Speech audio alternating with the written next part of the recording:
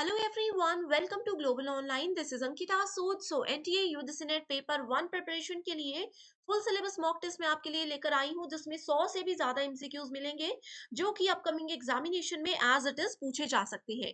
इस video lecture series की सबसे खास बात यह है कि इसमें हर एक क्वेश्चन के डिटेल्ड एक्सप्लेनेशन के साथ मैं आपको स्मार्ट एंड शॉर्ट ट्रिक्स भी बताऊंगी, ताकि आगे आने वाले एग्जाम में आप लोग कम समय में सभी क्वेश्चंस को बिल्कुल सही सॉल्व करके आ सको। तो इस सेशन को शुरू करने से पहले आपको बता दूं कि यूजी सिनेट पेपर 1 के स्मार्ट प्रिपरेशन के लिए क्विक रिवीजन पीडीएफ हम लेकर आए हैं, जिसमें आपको 2000 से भी ज्यादा एमसीक्यूज मिलते हैं। इसमें हिंदी एंड इंग्लिश दोनों लैंग्वेजेस में आपको क्वेश्चन मिलेंगे। As it is question exam में आ सकते हैं, तो आपको क्या करना है, कम समय है तो एक से दो बार इन क्वेश्चन को आप लोग पढ़ लीजिए। As it is question exam में आएंगे तो आप लोग सही आंसर को बहुत आसानी से ढूंढ सकते हो। अपडेटेड क्वेश्चंस है, करंट अफेयर्स यहाँ पर आपको मिलेंगे, short notes, previous year questions and most repeated questions की सीरीज है। तो इसको ज्वाइन करने के लिए स्क्रीन पर दिए गए किसी भी एक नंबर पर आप व्हाट्सएप के थ्रू कांटेक्ट कर सकते हो। एंड इसके लिए आपको सिर्फ एक ही बार फीस पे करनी है, वो भी सिर्फ 699। तो आज ही आप इसको ज्वाइन करके कम समय में भी पेपर 1 में 80+ स्कोर कर सकते हो। तो डायरेक्टली अब क्वेश्चंस की ओर बढ़ते हैं, जिसमें पहला क्वेश्चन है, which of the following are micro blogging platforms. तो माइक्रो ब्लॉगिंग प्लेटफॉर्म्स क्या होते हैं, ये आपको जानना जरूरी है।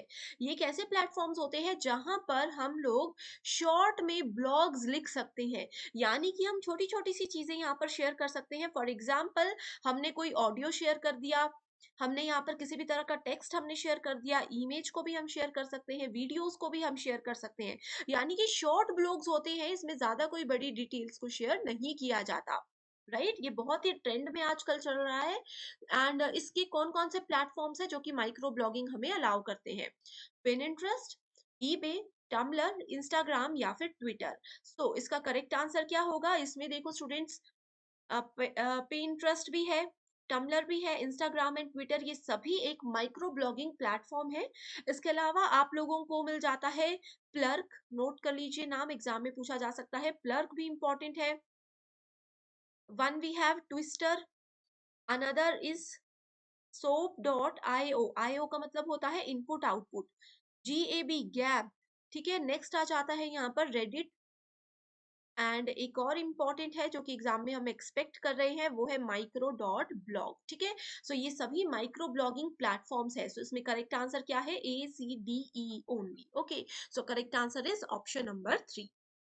Next question is, HDMI ports allow output, both input and audio and visual from a computer to an HDMI enabled devices. So HDMI का फुल फॉर्म क्या होता है, ये पूछा गया है। अब यहाँ पर HDMI का फुल फॉर्म होता है high definition multimedia interface. Definition यहाँ पर दी गई है। ये क्या होते हैं? कुछ पोर्ट्स होते हैं जो कि हमें अलाउ करते हैं आउटपुट के लिए। इसमें हम ऑडियो आउटपुट भी शेयर कर सकते हैं एंड वीडियो आउटपुट्स को भी कंप्यूटर्स में शेयर कर सकते हैं। इसके अलावा अब यहाँ पर स्टूडेंट्स के माइंड में क्वेश्चन ये भी आ सकता है कि अब शेयर तो हम यूएसबी के थ्रू भी कर सकते हैं, तो HDMI वर्सेस यूएसबी, ये भी एग्जाम के लिए एक इंपॉर्टेंट क्वेश्चन बन जाता है। ठीक है, सो यूएसबी क्या करता है? यूएसबी एक कनेक्टर के रूप में काम करता है।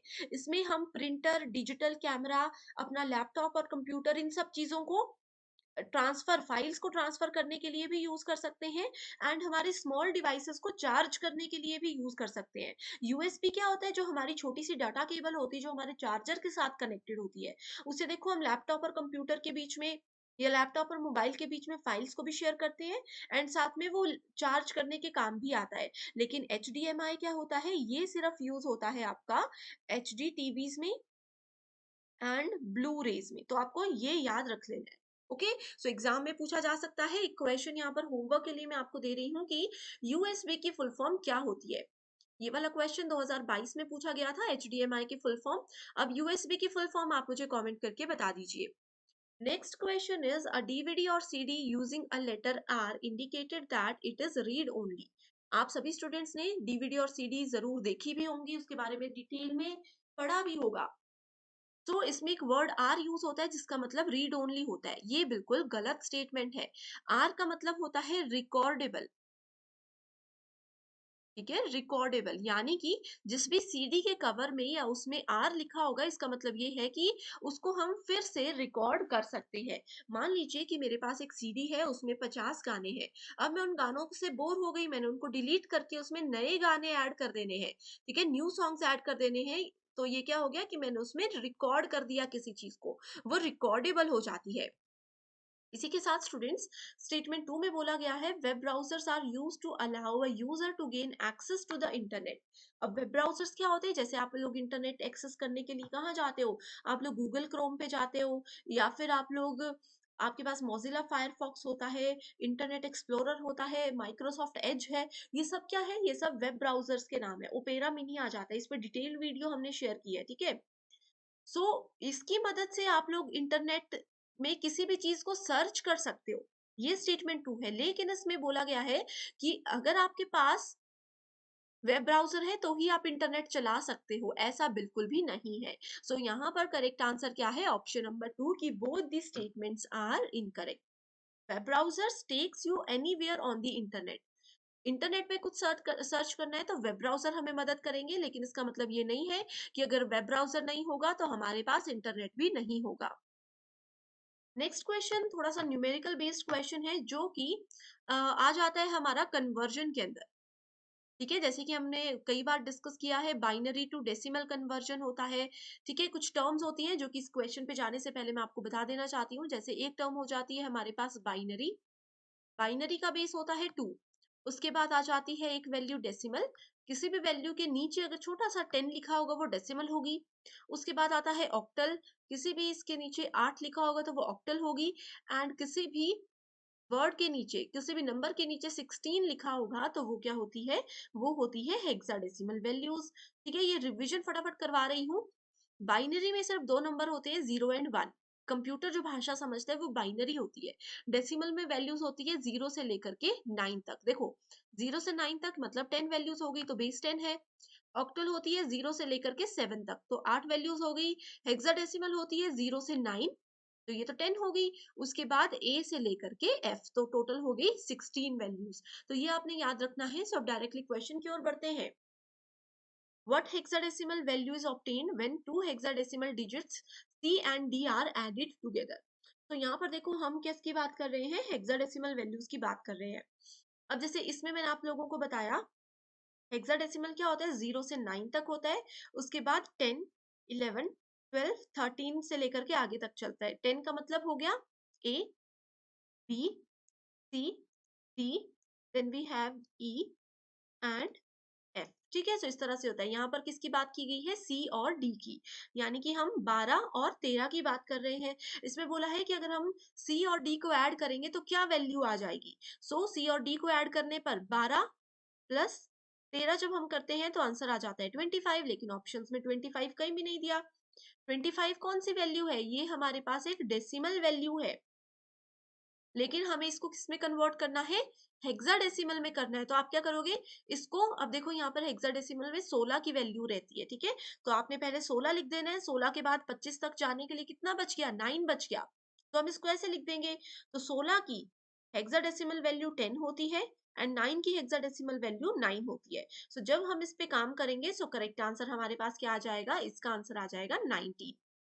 ठीक है, सो ऑप्शन नंबर 1 के लिए हमने 19 को सेलेक्ट कर दिया। Then we have what is the decimal base 10 value of binary number this. So अब इसको कैसे कन्वर्ट करते हैं? इसको 001000100 इस तरह से। अब आपने हर एक नंबर को पहले 2 से मल्टीप्लाई कर देना है। ठीक है, इस पे डिटेल्ड वीडियो बनाई है स्टूडेंट्स, वहां पर ही आप लोग देख लीजिए, लिंक डिस्क्रिप्शन बॉक्स में मिल जाएगा। अंकिता सूद के नाम से एक प्लेलिस्ट है, वहां पर नंबर सिस्टम कन्वर्जन की एक वीडियो होगी, जो कि देख लीजिए। डायरेक्ट मैं इसका आंसर बताती हूँ, that is option number, option नहीं है, डायरेक्टली आप यहाँ पर इसका आंसर देख सकते हो, right. Next question is the open source platform course builder on which NPTEL courses are seen was created by. So इसमें कोर्स बिल्डर नेपटेल कोर्सेज के वहां पर आता है। सो इसको किसने बनाया है? इसको गूगल ने बनाया है। नेपटेल की फुल फॉर्म होती है national programme on technology enhanced learning. And इसके अलावा अगर हम लोग गूगल कोर्स बिल्डर की बात करें, सो ये एक ये क्या है, एक अनसपोर्टेड प्लेटफॉर्म है जो कि गूगल ने ही डिजाइन किया है। एंड ये पूछा जा सकता है कि इसमें कौन सी लैंग्वेज यूज हुई है, तो इसमें आपके पास पाइथन प्रोग्रामिंग लैंग्वेज को यूज किया गया है, जो कि 2012 में इस प्लेटफॉर्म को बनाया गया था। ठीक है, ऑनलाइन कोर्सेज है यहाँ पर, एंड बहुत से एजुकेटर्स जो है, स्टूडेंट्स जो है इसमें जुड़े हुए हैं इसके साथ, right.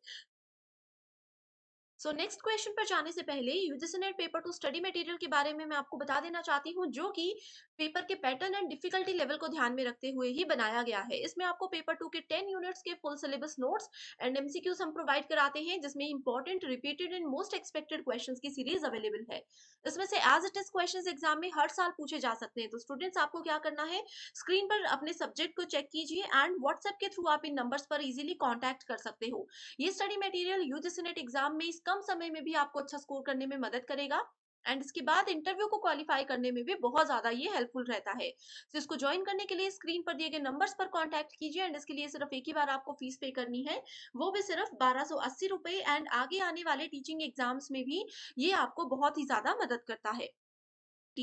That evolved during the ancient period in India were situated at। सो भारत में प्राचीन काल में विकसित हुई कुछ यूनिवर्सिटीज है, उनके नाम आपके सामने गिवन है। आपको बताना है कि कौन कौन सी यूनिवर्सिटीज उस कैटेगरी में आती है। पहला ऑप्शन है Takshashila, Vikramshila, Jagaddala, Odantapuri and Nalanda. So 5 universities के नाम है। आई होप आपने ये नाम जरूर सुने होंगे। वीडियो को पॉज कीजिए एंड करेक्ट आंसर को यहाँ पर सेलेक्ट कीजिए। सो करेक्ट आंसर होगा option number 1, that is ABCDE। ये जितनी भी यूनिवर्सिटीज हैं सारी की सारी प्राचीन काल के दौरान की इंडियन फेमस यूनिवर्सिटीज हैं। इसके अलावा और भी कुछ यूनिवर्सिटीज हमारे पास आती है, जैसे कि पहली है शारदा पीठ। ठीक है, पहली है शारदा पीठ, दूसरी है कश्मीर समस्त, तीसरी यूनिवर्सिटी है पुष्पगिरी विहारा।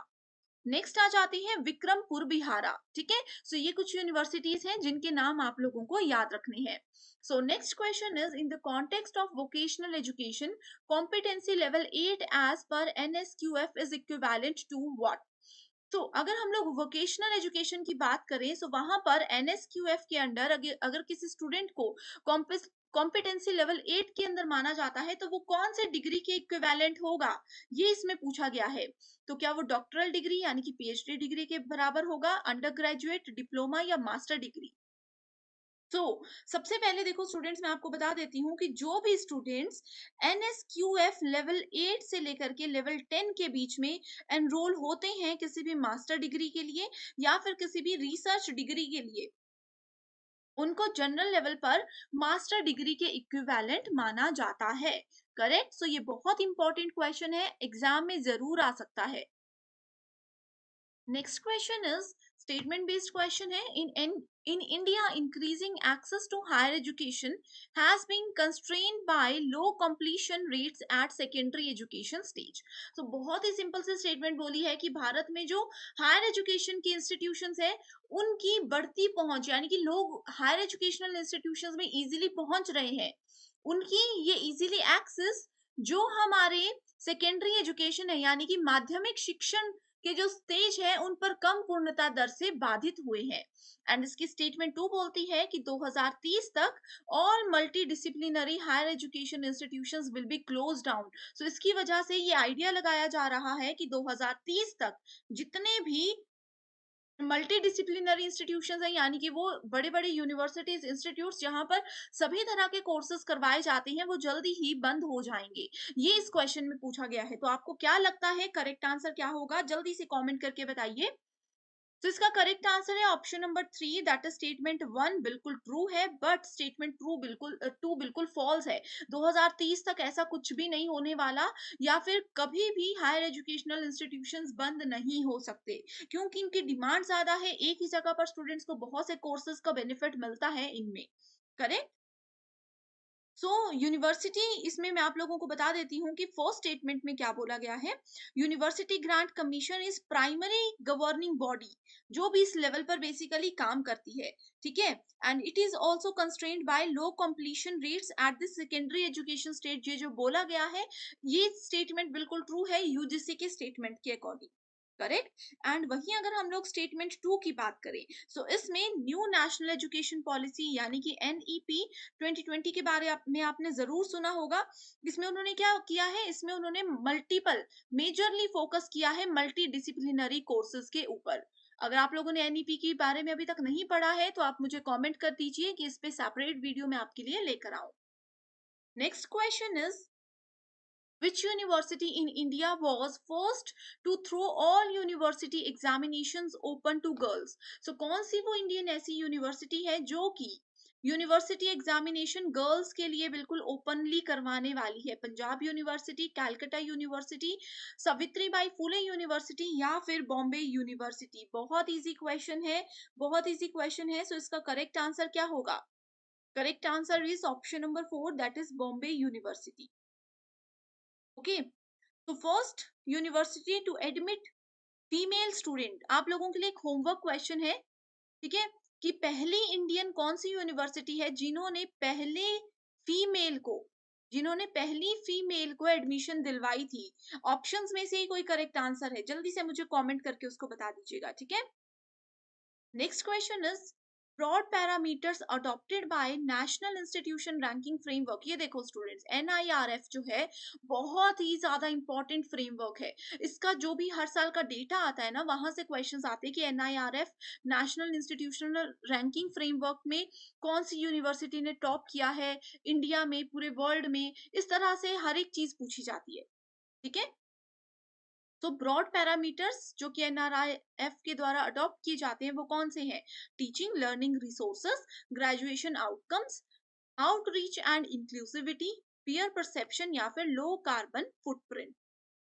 ओके, सो करेक्ट आंसर यहाँ पर क्या होगा? Option number 1, that is ABCD only.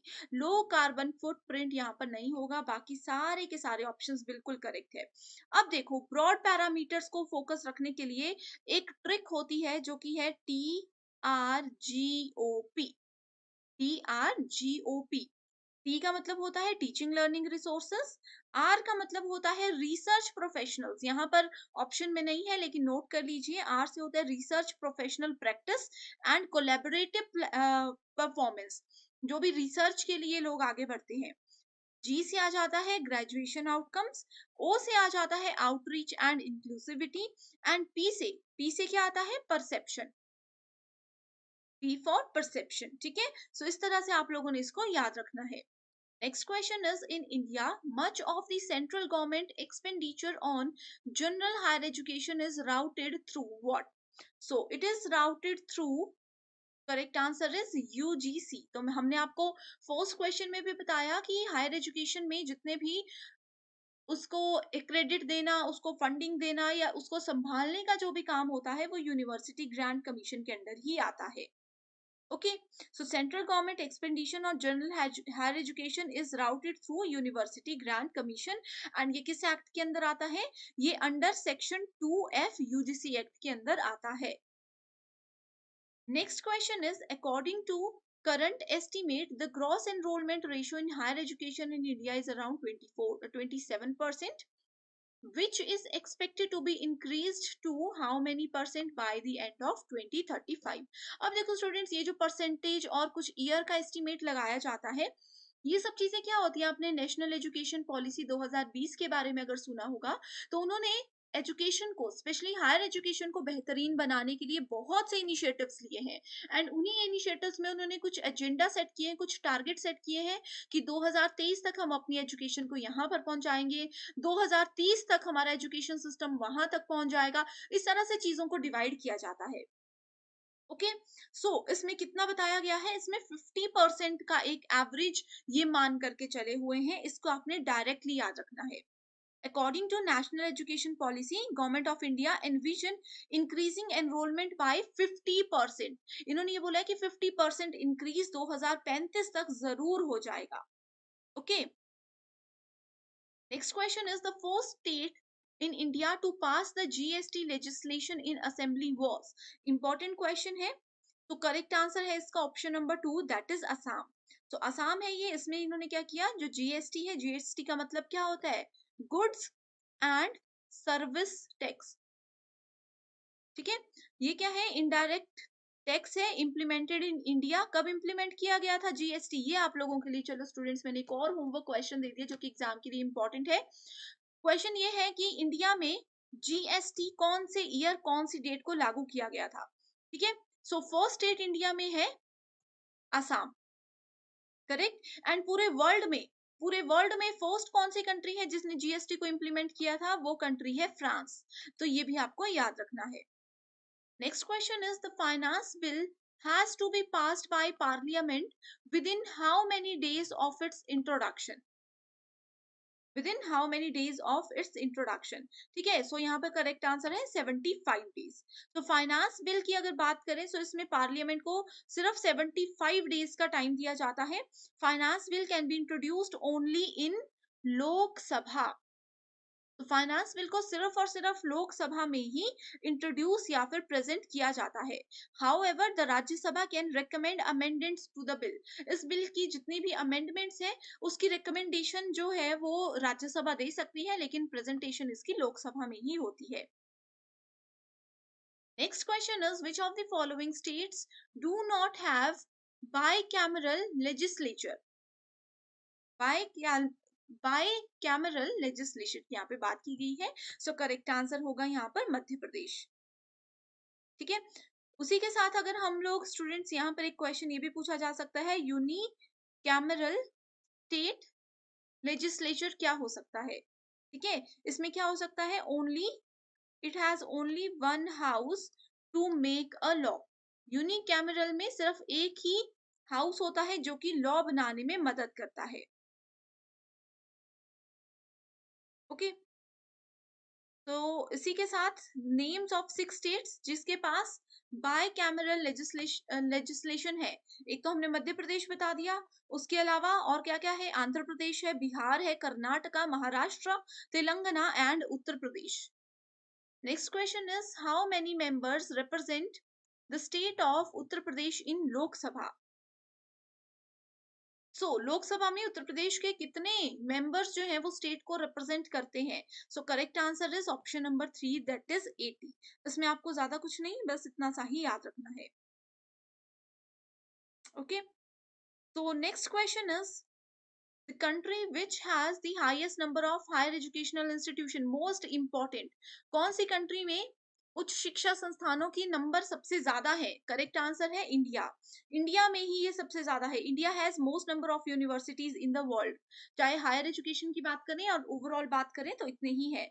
According to data, अगर हम लोग जुलाई 2021 की बात करते हैं, उसके बाद ये एनालिसिस अभी चल रहा है, फाइनल नहीं हुआ है।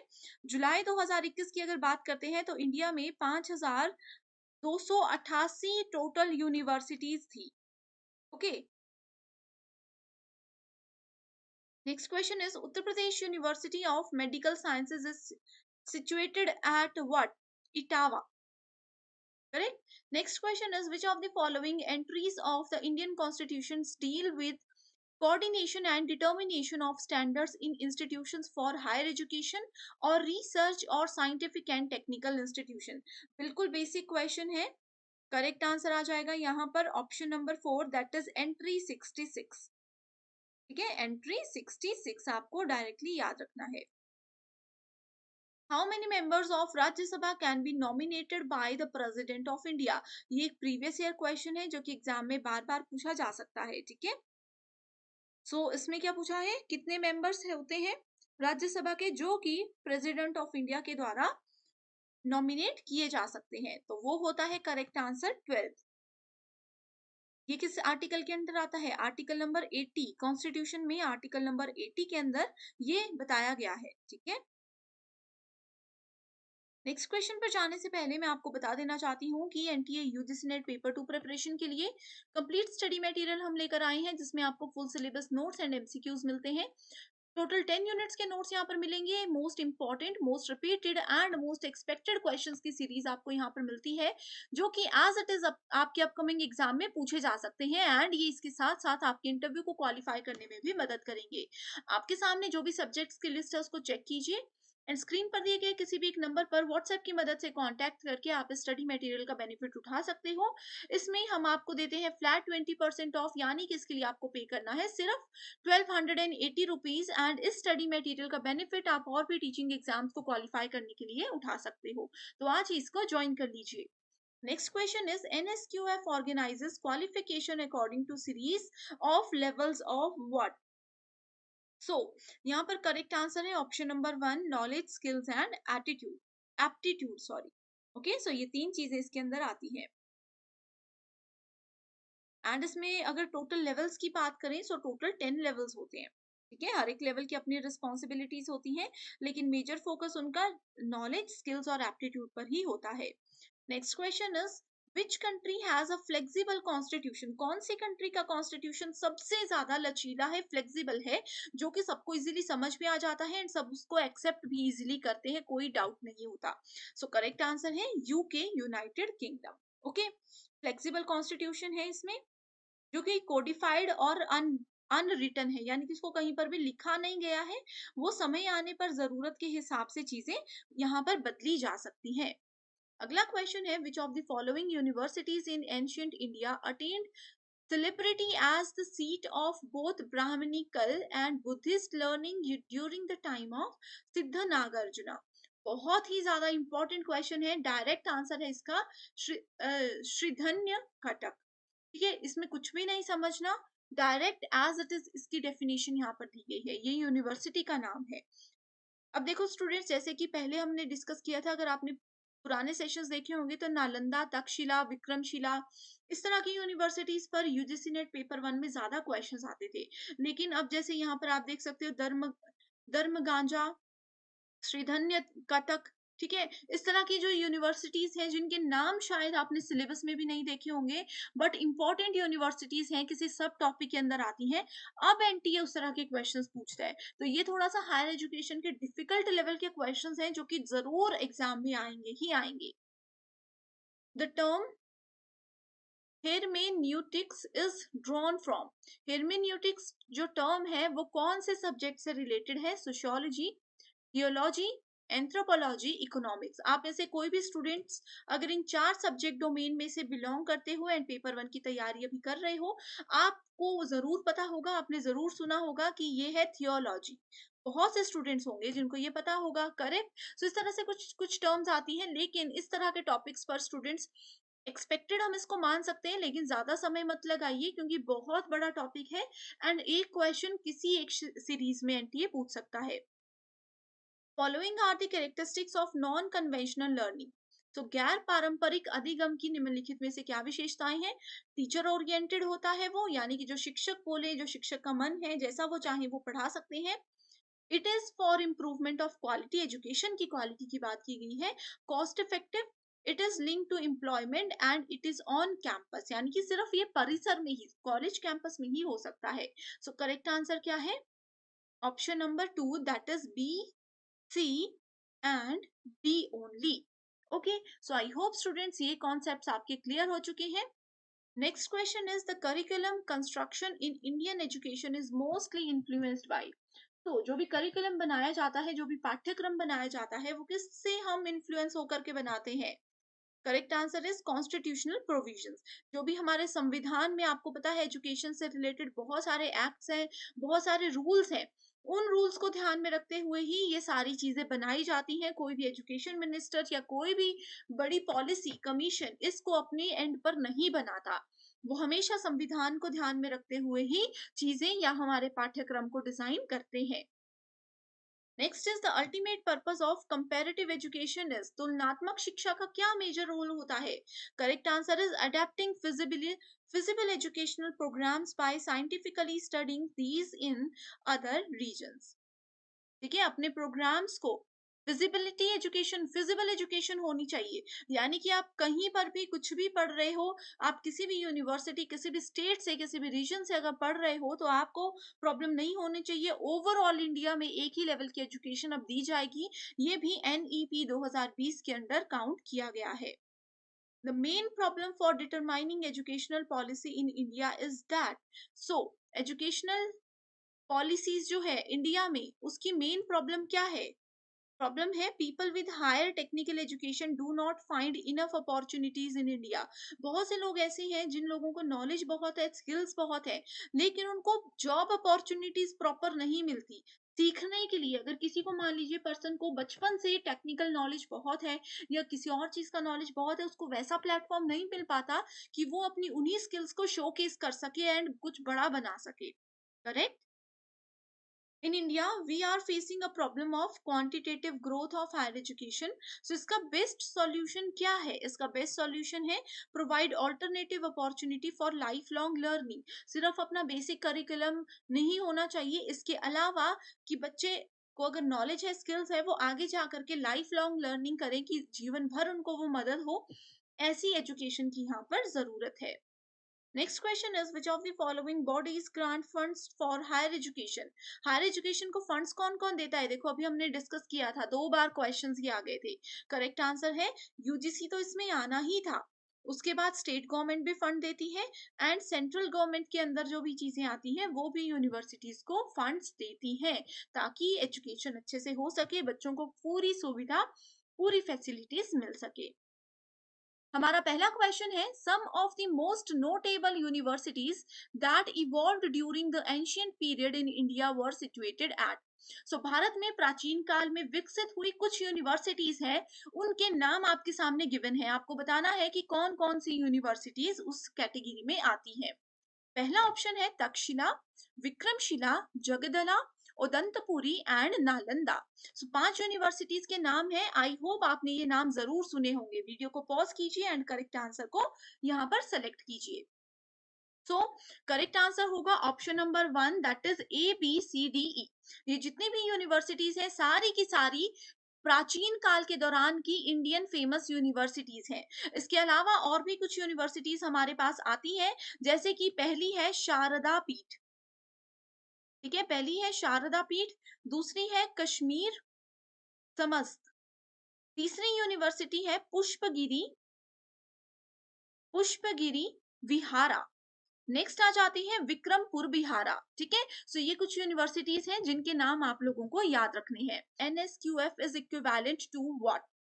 तो अगर हम लोग वोकेशनल एजुकेशन की बात करें, तो वहां पर NSQF के अंडर अगर किसी स्टूडेंट को कॉम्पिटेंसी लेवल 8 के अंदर माना जाता है, तो वो कौन से डिग्री के इक्विवेलेंट होगा, ये इसमें पूछा गया है। तो क्या वो डॉक्टरल डिग्री यानी कि PhD डिग्री के बराबर होगा, अंडर ग्रेजुएट, डिप्लोमा या master degree?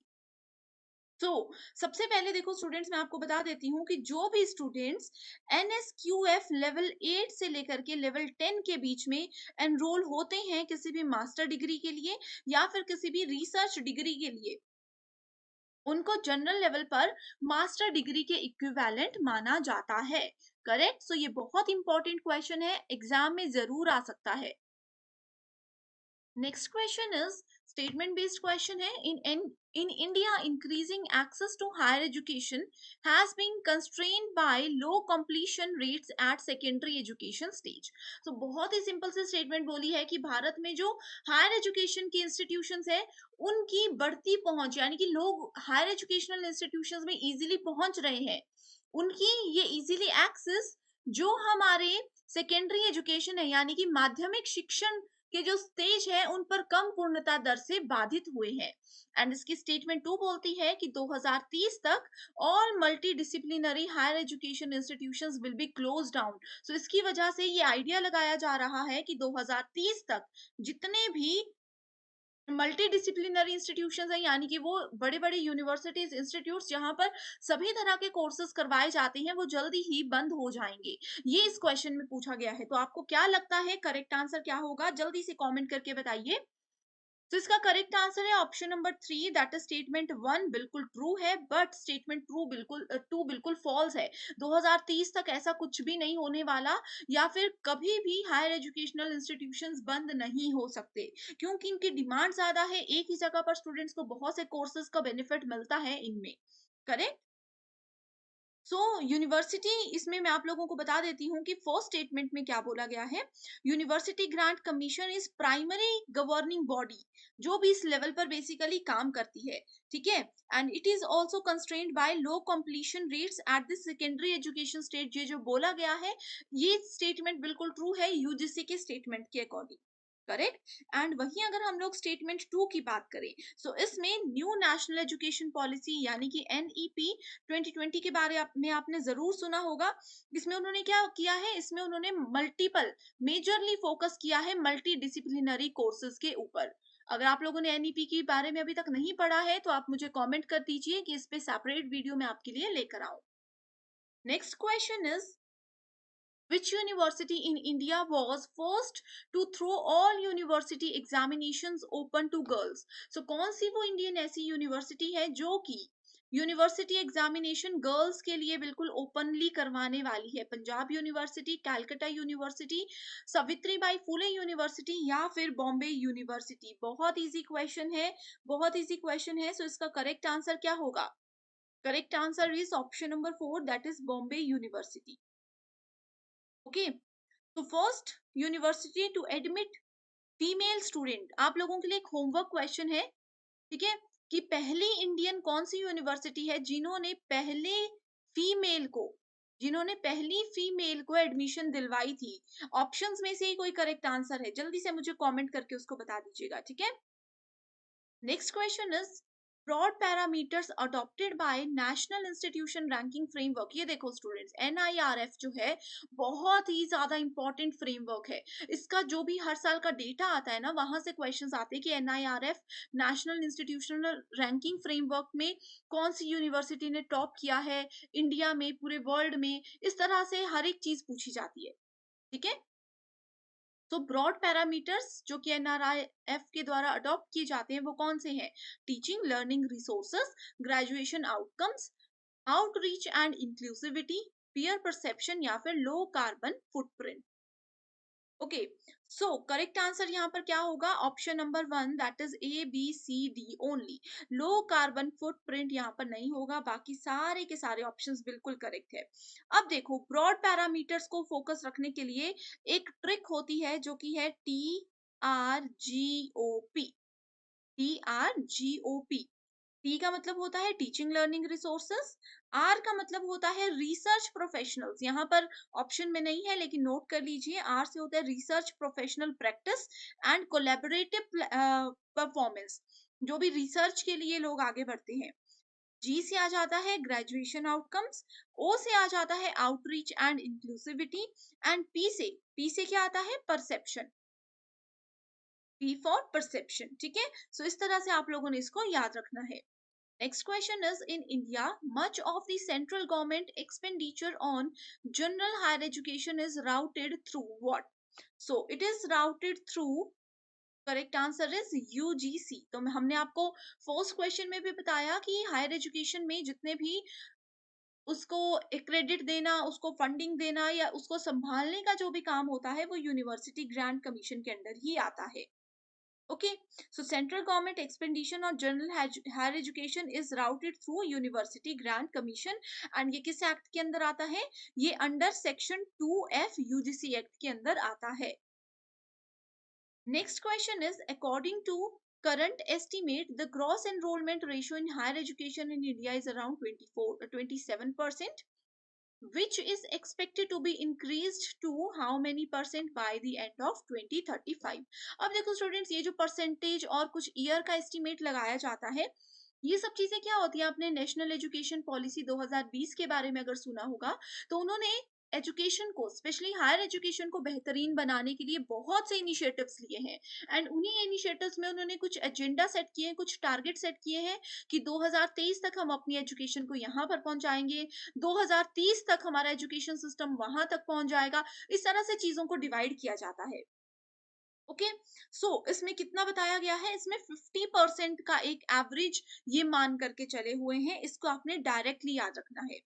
According to National Education Policy, Government of India envision increasing enrollment by 50%। इन्होंने ये बोला है कि 50% इंक्रीज 2035 तक जरूर हो जाएगा। Okay, Next question is the first state in India to pass the GST legislation in assembly was. Important question है, तो करेक्ट आंसर है इसका option number 2, that is Assam. तो असम है ये, इसमें इन्होंने क्या किया, जो जीएसटी है, जीएसटी का मतलब क्या होता है, गुड्स एंड सर्विस टैक्स, ठीक है। ये क्या है, इनडायरेक्ट टैक्स है, इंप्लीमेंटेड इन इंडिया। कब इंप्लीमेंट किया गया था जीएसटी, ये आप लोगों के लिए, चलो स्टूडेंट्स, मैंने एक और होमवर्क क्वेश्चन दे दिया जो कि एग्जाम के लिए इंपॉर्टेंट है। क्वेश्चन ये है कि इंडिया में जीएसटी कौन से ईयर, कौन सी डेट को लागू किया गया था, ठीक है। सो फर्स्ट स्टेट इंडिया में है असम, करेक्ट। एंड पूरे वर्ल्ड में फर्स्ट कौन सी कंट्री है जिसने जीएसटी को इंप्लीमेंट किया था, वो कंट्री है फ्रांस। तो ये भी आपको याद रखना है।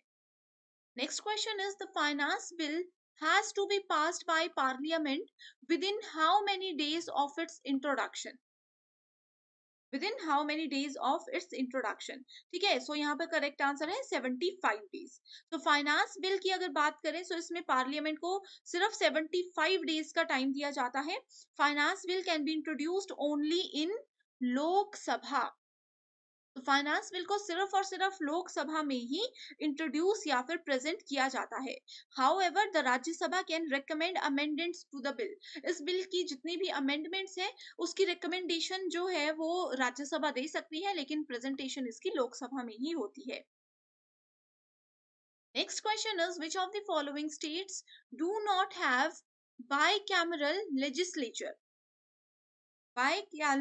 बाइकैमरल लेजिस्लेशन की यहाँ पे बात की गई है। सो करेक्ट आंसर होगा यहाँ पर मध्य प्रदेश, ठीक है।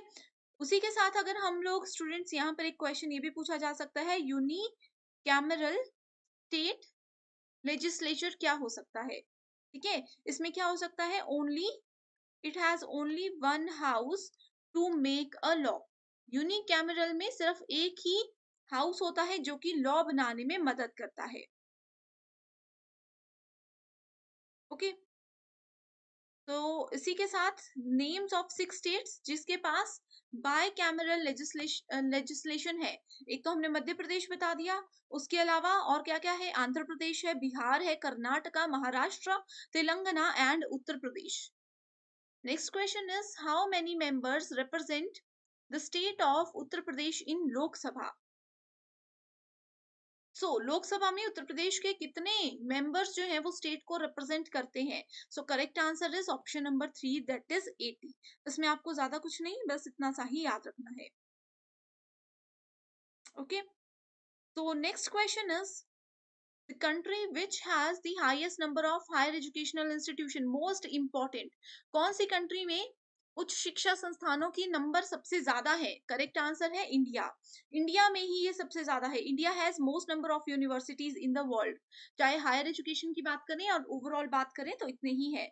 अकॉर्डिंग टू डेटा, अगर हम लोग जुलाई 2021 की बात करते हैं, उसके बाद ये एनालिसिस अभी चल रहा है, फाइनल नहीं हुआ है। जुलाई 2021 की अगर बात करते हैं तो इंडिया में 5288 टोटल यूनिवर्सिटीज थी, okay. Next question is Uttar Pradesh university of medical sciences is situated at what, Itawa, correct। Next question is which of the following entries of the Indian constitutions deal with coordination and determination of standards in institutions for higher education or research or scientific and technical institution। बिल्कुल basic question है, correct answer आ जाएगा यहाँ पर option number 4, that is entry 66, ठीक है। Entry 66 आपको directly याद रखना है। How many members of Rajya Sabha can be nominated by the president of India, ये एक प्रीवियस ईयर क्वेश्चन है जो कि एग्जाम में बार बार पूछा जा सकता है, ठीक है। इसमें क्या पूछा है, कितने मेंबर्स होते हैं राज्यसभा के जो कि प्रेसिडेंट ऑफ इंडिया के द्वारा नॉमिनेट किए जा सकते हैं, तो वो होता है करेक्ट आंसर 12। ये किस आर्टिकल के अंदर आता है, आर्टिकल नंबर 80, कॉन्स्टिट्यूशन में आर्टिकल नंबर 80 के अंदर ये बताया गया है, ठीक है। ऑफ लेवल्स ऑफ व्हाट, यहाँ पर करेक्ट आंसर है option number 1, knowledge, skills and aptitude, sorry, okay. ये 3 चीजें इसके अंदर आती है। एंड इसमें अगर टोटल लेवल्स की बात करें तो टोटल 10 लेवल्स होते हैं। ठीक है, हर एक लेवल की अपनी रिस्पॉन्सिबिलिटीज होती हैं, लेकिन मेजर फोकस उनका नॉलेज, स्किल्स और एप्टीट्यूड पर ही होता है। Next question is which country has a flexible constitution? कौन सी कंट्री का कॉन्स्टिट्यूशन सबसे ज्यादा लचीला है, फ्लेक्सिबल है, जो कि सबको इजीली समझ में आ जाता है एंड सब उसको एक्सेप्ट भी इजीली करते हैं, कोई डाउट नहीं होता। सो करेक्ट आंसर है UK, United kingdom. Okay, flexible constitution है इसमें, जो कि कोडिफाइड और अनरिटन है, यानी कि इसको कहीं पर भी लिखा नहीं गया है, वो समय आने पर जरूरत के हिसाब से चीजें यहाँ पर बदली जा सकती हैं। अगला क्वेश्चन है which of the following universities in ancient India attend celebrity as the seat of both Brahminical and Buddhist learning during the time of सिद्ध नागार्जुना? बहुत ही ज्यादा इंपॉर्टेंट क्वेश्चन है, डायरेक्ट आंसर है इसका श्रीधन्य कटक। ठीक है, इसमें कुछ भी नहीं समझना, डायरेक्ट एज इट इज इसकी डेफिनेशन यहाँ पर दी गई है, ये यूनिवर्सिटी का नाम है। अब देखो स्टूडेंट्स, जैसे कि पहले हमने डिस्कस किया था, अगर आपने पुराने सेशंस देखे होंगे तो नालंदा, तक्षशिला, विक्रमशिला, इस तरह की यूनिवर्सिटीज पर यूजीसी नेट पेपर 1 में ज्यादा क्वेश्चंस आते थे। लेकिन अब जैसे यहाँ पर आप देख सकते हो धर्म गांजा, श्रीधन्य कटक, ठीक है, इस तरह की जो यूनिवर्सिटीज हैं जिनके नाम शायद आपने सिलेबस में भी नहीं देखे होंगे, बट इंपॉर्टेंट यूनिवर्सिटीज हैं, किसी सब टॉपिक के अंदर आती हैं। अब एनटीए उस तरह के क्वेश्चंस पूछता है, तो ये थोड़ा सा हायर एजुकेशन के डिफिकल्ट लेवल के क्वेश्चंस हैं, जो कि जरूर एग्जाम में आएंगे ही आएंगे। The term hermeneutics is drawn from? Hermeneutics जो टर्म है वो कौन से सब्जेक्ट से रिलेटेड है? Sociology, theology, anthropology, economics. आप में से कोई भी स्टूडेंट्स अगर इन 4 सब्जेक्ट डोमेन में से बिलोंग करते हो एंड पेपर 1 की तैयारी अभी कर रहे हो, आपको जरूर पता होगा, आपने जरूर सुना होगा कि ये है थियोलॉजी। बहुत से स्टूडेंट्स होंगे जिनको ये पता होगा, करेक्ट। सो इस तरह से कुछ कुछ टर्म्स आती हैं, लेकिन इस तरह के टॉपिक्स पर स्टूडेंट्स एक्सपेक्टेड हम इसको मान सकते हैं, लेकिन ज्यादा समय मत लगाइए क्योंकि बहुत बड़ा टॉपिक है एंड एक क्वेश्चन किसी एक सीरीज में एनटीए पूछ सकता है। Following are the characteristics of non conventional learning? तो गैर पारंपरिक अधिगम की निम्नलिखित में से क्या विशेषताएं हैं? टीचर ओरिएंटेड होता है वो, यानी कि जो शिक्षक बोले, जो शिक्षक का मन है, जैसा वो चाहे वो पढ़ा सकते हैं। It is for improvement of quality, education की क्वालिटी की बात की गई है। Cost effective, it is link to employment and it is on campus, यानी कि सिर्फ ये परिसर में ही, कॉलेज कैंपस में ही हो सकता है। सो करेक्ट आंसर क्या है? Option number 2, that is B, C and D only. Okay, so I hope students ये concepts आपके clear हो चुके हैं। Next question is the curriculum construction in Indian education is mostly influenced by? तो जो भी करिकुलम बनाया जाता है, जो भी पाठ्यक्रम बनाया जाता है, वो किससे हम इन्फ्लुएंस होकर के बनाते हैं? Correct answer is constitutional provisions. जो भी हमारे संविधान में, आपको पता है एजुकेशन से रिलेटेड बहुत सारे एक्ट्स हैं, बहुत सारे रूल्स हैं, उन रूल्स को ध्यान में रखते हुए ही ये सारी चीजें बनाई जाती हैं। कोई भी एजुकेशन मिनिस्टर या कोई भी बड़ी पॉलिसी कमीशन इसको अपने एंड पर नहीं बनाता, वो हमेशा संविधान को ध्यान में रखते हुए ही चीजें या हमारे पाठ्यक्रम को डिजाइन करते हैं। Next is the ultimate purpose of comparative education is? तुलनात्मक शिक्षा का क्या मेजर रोल होता है? Correct answer is adapting feasible educational programmes by scientifically studying these in other regions. ठीक है, अपने प्रोग्राम्स को फिजिबिलिटी एजुकेशन, फिजिबल एजुकेशन होनी चाहिए, यानी कि आप कहीं पर भी कुछ भी पढ़ रहे हो, आप किसी भी यूनिवर्सिटी, किसी भी स्टेट से, किसी भी रीजन से अगर पढ़ रहे हो, तो आपको प्रॉब्लम नहीं होनी चाहिए। ओवरऑल इंडिया में एक ही लेवल की एजुकेशन अब दी जाएगी, ये भी एनईपी 2020 के अंडर काउंट किया गया है। The main problem for determining educational policy in India is that, so educational policies जो है इंडिया में, उसकी मेन प्रॉब्लम क्या है? प्रॉब्लम है people with higher technical education do not find enough opportunities in India. बहुत से लोग ऐसे हैं जिन लोगों को नॉलेज बहुत है, स्किल्स बहुत है, लेकिन उनको जॉब अपॉर्चुनिटीज प्रॉपर नहीं मिलती सीखने के लिए। अगर किसी को मान लीजिए पर्सन को बचपन से टेक्निकल नॉलेज बहुत है या किसी और चीज का नॉलेज बहुत है, उसको वैसा प्लेटफॉर्म नहीं मिल पाता कि वो अपनी उन्हीं स्किल्स को शोकेस कर सके एंड कुछ बड़ा बना सके। Correct. In India we are facing a problem of quantitative growth of higher education. So इसका बेस्ट सॉल्यूशन क्या है? इसका बेस्ट सॉल्यूशन है provide alternative opportunity for life long learning. सिर्फ अपना बेसिक करिकुलम नहीं होना चाहिए, इसके अलावा कि बच्चे को अगर नॉलेज है, स्किल्स है, वो आगे जा करके लाइफ लॉन्ग लर्निंग करें कि जीवन भर उनको वो मदद हो, ऐसी एजुकेशन की यहाँ पर जरूरत है। Next question is which of the following bodies grant funds for higher education. Higher education को फंड्स कौन कौन देता है? देखो अभी हमने डिस्कस किया था, 2 बार क्वेश्चंस ये आ गए थे। करेक्ट आंसर है यूजीसी, तो इसमें आना ही था। उसके बाद स्टेट गवर्नमेंट भी फंड देती है, एंड सेंट्रल गवर्नमेंट के अंदर जो भी चीजें आती हैं वो भी यूनिवर्सिटीज को फंड्स देती हैं, ताकि एजुकेशन अच्छे से हो सके, बच्चों को पूरी सुविधा, पूरी फैसिलिटीज मिल सके। है a deductive argument is invalid if. तो किसी भी डिडक्टिव आर्ग्यूमेंट को इनवैलिड कब माना जाता है? सबसे पहले डिडक्टिव आर्ग्यूमेंट में मैंने आपको बताया है कि हम लोग टॉप से बॉटम की ओर मूव करते हैं, यानी कि ऊपर हमारे पास 2 स्टेटमेंट्स होती हैं जिसके कॉम्बिनेशन को प्रीमाइसेस बोला जाता है। इन दोनों स्टेटमेंट्स को ट्रू करने के बाद, ट्रू साबित करने के बाद हम क्या करते हैं? हम कंक्लूजन की ओर मूव करते हैं। एंड क्योंकि ये दोनों स्टेटमेंट्स अगर हमने ट्रू साबित कर दी है, तो डेफिनेटली सी बात है कि यहाँ पर कंक्लूजन भी इसका ट्रू ही होगा।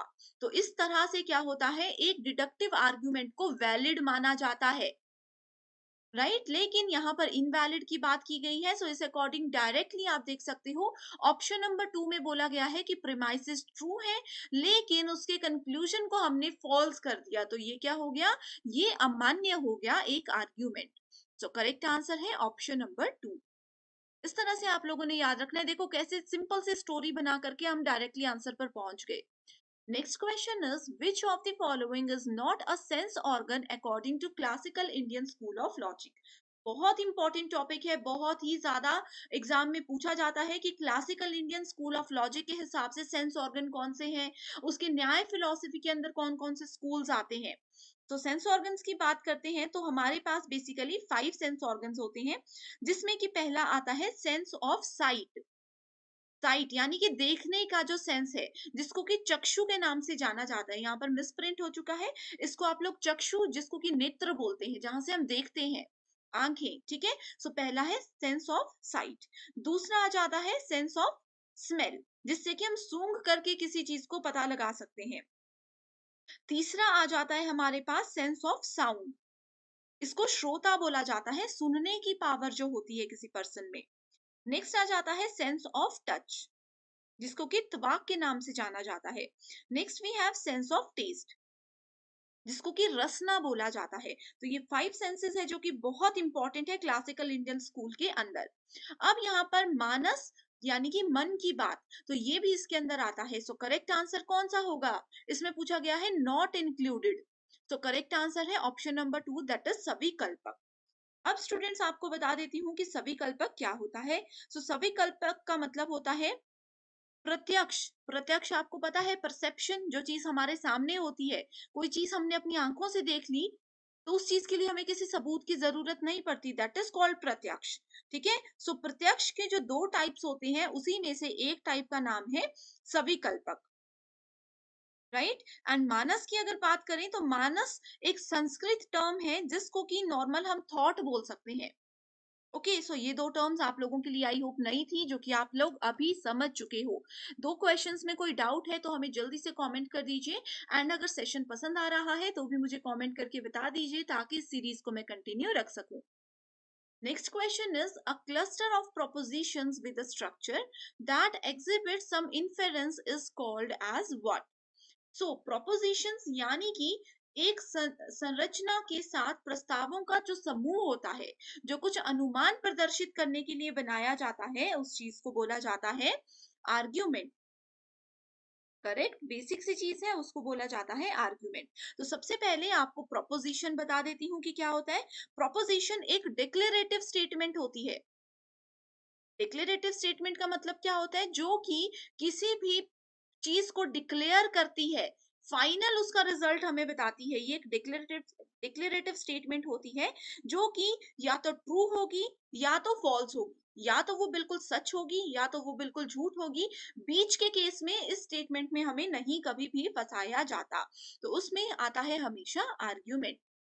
Next question is, which of the following is are not accepted in Buddhism? So Buddhism हमने डिटेल में डिस्कस किया है अपने प्रीवियस थ्योरी सेशन में। So Buddhism में किस चीज को एक्सेप्ट नहीं किया जाता? ऑप्शंस आर अध्याय, अध्यास, प्रत्यक्ष, अपोहा, अर्थपति, अभवा और शब्दा। अभवा का मतलब होता है अभाव, यानी कि किसी चीज की कमी। अभ्यास का मतलब होता है प्रैक्टिस करना, प्रत्यक्ष हमारे सामने की चीज। अपोहा यहाँ पे आप लोगों के लिए में भी हो सकता है नई चीज है। अपोहा का मतलब होता है कोई भी नेगेटिव प्रोसेस, ये एक नेगेटिव प्रोसेस होता है। अर्थपति किसी भी वर्ड का मीनिंग, ठीक है। शब्द का मतलब आपको पता ही है, कोई भी वर्ड जो होता है उसको शब्द बोला जाता है। यहाँ पर बुद्धिज्म में किस किस को इंक्लूड नहीं किया गया? यहाँ पर यार इंक्लूड नहीं किया गया है ए, डी, ई एंड एफ, ये वर्ड्स को इंक्लूड नहीं किया गया, सिर्फ प्रत्यक्ष और अपोहा को ही ऐड किया गया है। अपोहा का मतलब exclusion theory, exclusion theory Buddhism के हिसाब से ये इसका मतलब है। It is a negative process of exclusion, किसी भी तरह के एक्सक्लूजन का नेगेटिव प्रोसेस की अगर बात कर रहे हैं, दैट मीन्स हम अपोहा की बात कर रहे हैं। एंड अगर प्रत्यक्ष की बात करें, प्रत्यक्ष का मतलब आपको पता है परसेप्शन होता है, जो कि किसी का इंटरनल भी हो सकता है एंड एक्सटर्नल परसेप्शन भी हो सकता है। एंड बुद्धिस्ट फिलोसफी के अंदर इन दोनों चीजों को बहुत ज्यादा अहमियत दी जाती है। Question is, which of the following are accepted in Buddhism? अब देखो स्टूडेंट्स, प्रीवियस क्वेश्चन में था नॉट एक्सेप्टेड इन बुद्धिज्म, ये क्वेश्चन 2019 में पूछा गया था, और 2020 में क्वेश्चन पूछा गया है कि कौन से बुद्धिज्म में एक्सेप्ट होती हैं चीजें।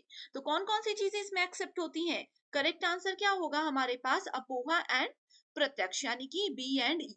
तो इसीलिए मैं कह रही हूँ कि जो भी मैं चीजें आपको बता रही हूँ, इनको आप लोग नोट कर लीजिए, वही क्वेश्चंस एग्जाम में आते हैं। इंडियन लॉजिक और जो आपकी लॉजिकल रीजनिंग यूनिट नंबर 6 है, इसमें आप लोग सिर्फ प्रीवियस ईयर क्वेश्चंस भी अगर कर लोगे ना, तो आप सब चीजें समझ जाओगे कि कैसे क्वेश्चंस को ही घुमा करके हर साल पूछा जाता है। Correct. Next question is, which of the following schools has not accepted Anumana inference as a valid source of knowledge? So Anumana में valid source of knowledge किसको नहीं माना गया? बहुत से स्टूडेंट्स हमें बोलते हैं कि हमारे कॉन्सेप्ट्स क्लियर है, लेकिन आंसर पता नहीं गलत क्यों हो जाता है। ये जो छोटे छोटे से वर्ड्स हैं, जैसे यहाँ पे नॉट एक्सेप्टेड बोला है, तो आपने इस पर ध्यान देना है। सो इसके अकॉर्डिंग करेक्ट आंसर क्या आ जाएगा? करेक्ट आंसर आ जाएगा चारवाक। ठीक है, सो चारवाक क्या है? It has not accepted anumana as a valid source of knowledge. Charvaka was philosophical school of thought, जिसको कि 600 बीसीई में इंडिया के द्वारा डेवलप किया गया था। Next question is, which of the following pramanas are accepted by विशेषिका philosophy? So विशेषिका philosophy के अंदर कौन कौन से प्रमाण आते हैं, किसको इंक्लूड किया गया है या नहीं किया गया, उसकी भी एक लिस्ट बना दीजिए। डायरेक्ट यहाँ पर आंसर बताती हूँ, A and B, that is Vaisheshika के अंदर प्रत्यक्ष और अनुमना को एक्सेप्ट किया गया है, बाकी चीजों को नहीं किया गया। विशेषिका फिलॉसफी क्या होती है? विशेषिका दर्शन क्या होता है? ये इंडियन फिलॉसफी के, जो मैंने आपको बताया कि 6 स्कूल्स हैं, उन स्कूल्स में से एक बहुत इंपॉर्टेंट स्कूल का नाम है विशेषिका फिलॉसफी। ठीक है, कन्नड़ कश्यप जो थे वो इस स्कूल के फाउंडर थे। एंड विशेषिका वर्ड जो है वो विशेष यानी कि पर्टिकुलर वर्ड जो आपने सुना है उससे लेकर के बना हुआ है। ओके, इसमें फिजिक्स, मेटाफिजिक्स, इस तरह के 6 कैटेगरीज में इसको डिवाइड किया गया था। एंड इसके अंदर अगर हम बात करें, द्रव्य, गुना, कर्मा, सामान्य, विशेषा एंड समव्या, इन सब चीजों को ऐड किया जाता था। रियलिटी, गॉड, सोल जो भी होती है ना, आत्माएं, भगवान, इन सब चीजों से रिलेटेड भी यहाँ पर डिस्कशन होती थी। Next question is the sequential order of syllogism of न्याय फिलोसफी।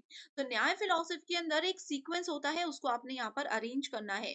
तो सबसे पहले आ जाएगा हमारे पास, क्या आ जाएगा? प्रतिज्ञा आ जाएगा।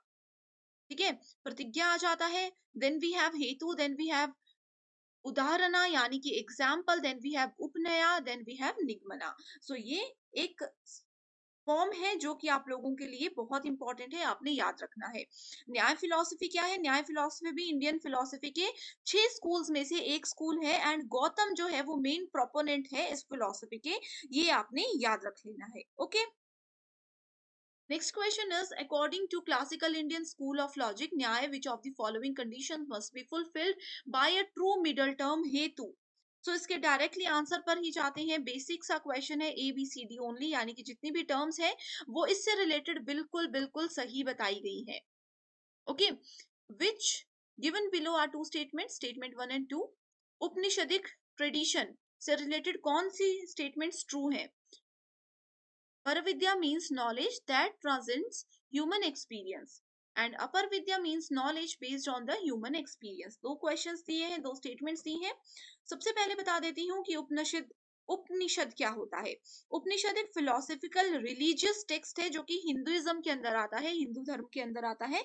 सनातन धर्म आप लोगों ने जरूर सुना होगा वर्ड, वो सब चीजें उपनिषद के साथ जुड़ी हुई है। ओके, सो यहाँ पर दोनों ही स्टेटमेंट्स इससे रिलेटेड बिल्कुल ट्रू है। अगला क्वेश्चन है, न्याय फिलॉसफी को हमने अरेंज करना है। ये क्वेश्चन देखो इस तरह से, न्याय फिलॉसफी के सीक्वेंशियल ऑर्डर इसको हमने अरेंज करना है। सो करेक्ट आंसर है, पहले है प्रतिज्ञा, then we have hetu, then we have उदाहरणा, निगमना, सॉरी उपन्याय, देन निगमना। सेम क्वेश्चन अभी हमने किया, थोड़ा सा घुमा करके यहाँ पर पूछा गया है और कुछ भी नहीं है। सो इस तरह से स्टूडेंट्स अगर देखो, आप हमारे इंडियन लॉजिक का 1 आवर वाला सेशन देख लेते हो, लिंक डिस्क्रिप्शन में मिल जाएगा। 20 मिनट्स वाला सेशन देख लेते हो एंड ये एमसीक्यू सीरीज देख लेते हो, तो 100% आपका जो है सारे कॉन्सेप्ट इसी में से क्लियर हो जाएंगे। सो डिस्क्रिप्शन बॉक्स में एक प्लेलिस्ट का लिंक है, वहां पर आप देखिए, मेरे नाम से आपको बहुत सारे वीडियोस मिल जाएंगे जो कि आपकी रिवीजन में मदद करते हैं। What is the correct sequence of steps in the case of inference according to Indian logic? So Indian logic के हिसाब से देखो, वही क्वेश्चन है, वही क्वेश्चन थोड़ा सा घुमा दिया गया है फिर से। अरेंज करना है तो अरेंजमेंट पहले आता है प्रतिजना, जिसको कि प्रतिज्ञा बोला जाता है, हम तब से इसको प्रतिज्ञा बोल रहे थे, कहीं पर प्रतिजना लिखा होता है जैसे कि स्टेटमेंट ऑफ थीसिस। ओके, दूसरा आ जाता है फिर हेतु, यानी कि स्टेटमेंट ऑफ रीजन। ये इनकी इंग्लिश डेफिनेशन है, ये इनके संस्कृत एंड हिंदी वर्ड्स हैं, आपको सब कुछ नोट कर लेना है क्योंकि वही क्वेश्चंस आते हैं। नेक्स्ट आ जाता है udaharana, giving an example over here, and next आ जाता है upanaya, statement of similarities, then we have nigamana, affirmation of thesis as proved. So ये आ गया निगमना, राइट। सो इस तरह से आपने इसको अरेंज कर दिया, जो प्रीवियस क्वेश्चन था वही क्वेश्चन ये है, बस इंग्लिश में कुछ स्टेटमेंट्स ऐड कर दी गई है। अब देखो ये भी सेम ही क्वेश्चन है, यहाँ पर तो आप लोगों को ब्रैकेट में हेतु, प्रतिजना ये सब लिखा था, लेकिन इस क्वेश्चन में नहीं लिखा है, तो आपको ये क्वेश्चंस को, ये स्टेटमेंट्स को देख करके समझना है कि कौन सी स्टेटमेंट क्या है। द हिल हैज फायर, पहाड़ से धुआं निकल रहा है, ये क्या हो सकता है? ये प्रतिजना के अंदर आता है। बिकॉज इट हैज स्मोक, इसको आप इस तरह से लिख सकते हो, प्रतिजना, बिकॉज इट हैज स्मोक। ये क्या आ गया? ये आ गया हेतु की कैटेगरी में। When ever what ever has smoke has fire, for example oven, ये क्या दे दिया? एग्जाम्पल, यानी कि ये क्या दे दिया? उदाहरण, ठीक है। This hill has smoke which is invariably associated with fire, यानी कि इस पहाड़ में से धुआं निकल रहा है जो कि आग से जुड़ा हुआ नहीं है। ये क्या आ गया? ये उपन्याय आ गया। Therefore this hill has fire, ये क्या आ गया? इसका निगमना आ गया। इस तरह से हमने देखो हर एक स्टेटमेंट को इस क्वेश्चन के साथ रिलेट करके देख लिया। अब इसमें पूछा है कि इसका अरेंज कर दीजिए सीक्वेंस। सो करेक्ट आंसर आ जाएगा डी एंड ई की कौन सा यहाँ पर अरेंज होगा, correct. Next is assertion reason based question, if there is contestation between Shruti and Smriti, Shruti prevails over स्मृति। श्रुति क्या होता है? सुनना, स्मृति होता है याद रखना। श्रुति represents philosophical aspect of Veda and Upanishad, while Smriti is an application of philosophical ideas। तो यहाँ पर करेक्ट आंसर है ऑप्शन नंबर 1। जैसे कि दो चीजें मैंने बता दी, श्रुति मतलब सुनना, जैसे कि हम लोगों ने भगवान के बारे में सुना है, अल्लाह के बारे में सुना है, लेकिन कोई बोलते हैं कि हमने देखा नहीं है, तो ये श्रुति के अंदर आ जाएगा। स्मृति होता है कि क्या चीजें हमने याद रखी, अब वेद उपनिषद में जो भी हमने चीजें लोगों से सुनी है वो हमने याद रख ली, that is called shruti, that is called smriti. Okay, so ये आ गया correct answer. Next is Nyaya philosophy की स्टेटमेंट्स दी हैं एंड उसका एग्जाम्पल दिया है, आकांक्षा, योग्यता, सनिधि एंड तात्पर्य तात्पर्य तात्पर्य किसी का मीनिंग जो होता है। एंड यहाँ पर बहुत ही इजी क्वेश्चन है, डायरेक्ट मैं आंसर पर जाती हूँ। आकांक्षा का मतलब होता है it is a mutual implication और एक्सपेक्टेशन। योग्यता यानी कि किसी पर्सन की capability is the condition of consistency. Sannidhi, sannidhi का मतलब होता है the close proximity of the words to one another. And tatparya, tatparya का मतलब होता है किसी चीज का meaning. Validity of a sentence, जैसे मैंने कुछ बोल दिया फिर उसके बाद मैं आपको सिंपल लैंग्वेज में समझा रही हूँ, तो आप मैं उसको बोल सकती हूँ कि मेरे कहने का तात्पर्य ये था, कि मेरा कहने का मतलब ये था। वो चीजें यहाँ पर दी गई है। Okay, next question is which of the following schools of classical Indian philosophy reduce shabda pramana verbal authority to inference. So यहाँ पर देखो आंसर में दिया गया है Vaisheshika, then we have Buddhist and Mimamsa. Vaisheshika क्या होता है, ये 6 स्कूल्स में से एक है जिस जो कि बेसिकली वैदिक सिस्टम पर फोकस करता है, एंशियंट इंडिया के ऊपर इस पर ध्यान दिया जाता था। देन वी हैव बुद्धिस्ट, ये क्या है, Buddhist believe death is a natural part of life cycle and rebirth जरूर होता है। एंड मीमांसा की अगर बात करें, मीमांसा इसमें नहीं होगा, इसमें होगा ये कार्वका, या फिर इसको लोकायता बोला जाता है। कार्वता का मतलब होता है refuted verbal testimony as a valid source of knowledge because it is based on statement of some reliable scripture. किसी एक पर्सन के रिलायबिलिटी के रूप के ऊपर बेस्ड यहाँ पर चीजें रहती हैं। इसमें बोला गया है कि कंपैरिजन जो है इसके अंदर एक्सेप्ट नहीं किया जाता। ओके, सो ये सब चीजें इसके अंदर आती हैं। Next is it is truism to say that no one was there when life first appeared on earth। इसमें बोला जाता है, सत्य है कि जब जीवन अर्थ पर देखा गया तो कोई भी यहाँ पर नहीं था। any assertion about life's origin thus should be treated as a theory। and इसको थ्योरी के रूप में ही माना जाता है क्योंकि इसका कोई सबूत नहीं है, किसी ने कोई फाइनलाइज अभी तक नहीं किया है। सो ये क्या है, ये है एक आर्ग्यूमेंट। आर्ग्यूमेंट क्या होता है, एक स्टेटमेंट होती है या ग्रुप ऑफ स्टेटमेंट्स होती है, मल्टीपल स्टेटमेंट्स होती हैं जिसको प्रीमाइसेस बोला जाता है। एंड उन प्रीमाइसेस को ट्रू और फॉल्स साबित करने के बाद एक फाइनल कंक्लूजन निकाला जाता है जिसको ट्रू या फॉल्स सिर्फ एक ही चीज पे, एक ही पैरामीटर पर मापा जाता है। Question is a deductive argument is invalid if. So deductive argument को इनवैलिड क्यों माना जाता है, क्योंकि अभी हमने डिस्कस किया इसके प्रीमाइसेस ट्रू है लेकिन कंक्लूजन फॉल्स है। रिपीटेड क्वेश्चन है, given below are some characteristics of reasoning.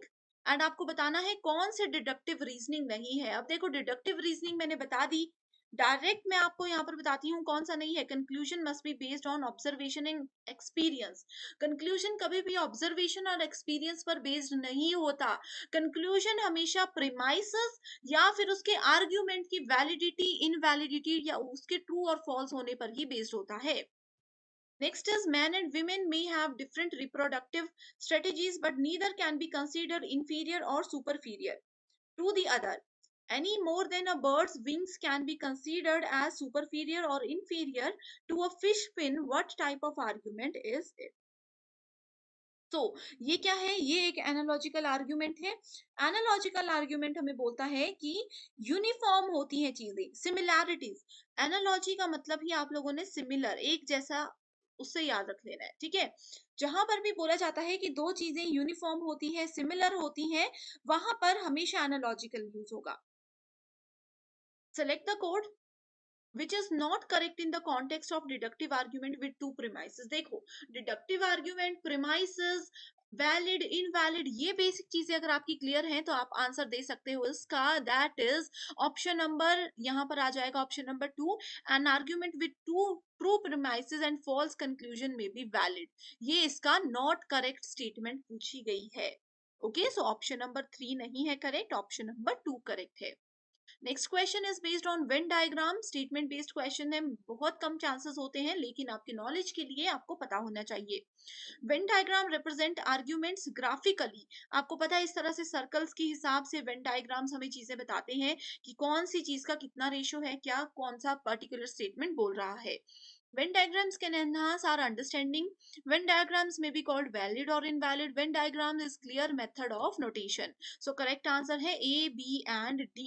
Venn diagrams enhance नहीं करते हमारी अंडरस्टैंडिंग को। जो चीज है वही वेन डायग्राम्स हमें दिखाते हैं, वो हमारे नॉलेज को, हमारी समझ को और ज्यादा बढ़ाने में मदद नहीं करते बिल्कुल भी। Next question is a definition put forward to resolve a dispute by influencing attitudes और steering emotions is called as persuasive. बहुत बेसिक क्वेश्चन है, डायरेक्ट डेफिनेशन है, डिडक्टिव आर्ग्यूमेंट बेस्ड क्वेश्चन फिर से आ चुका है। एक्सप्लेन मैं नहीं करूंगी क्योंकि जो एक स्टेटमेंट मैंने बता दी थी फर्स्ट क्वेश्चन में वही इंपॉर्टेंट है। So correct answer is option number B, that is 1 and 3 only. Next question, Indian logic makes a distinction between deductive and inductive reasoning. तो इसमें बोला है कि डिडक्टिव इंडक्टिव रीजनिंग के बीच में इंडियन लॉजिक ने एक कटौती ला दी है।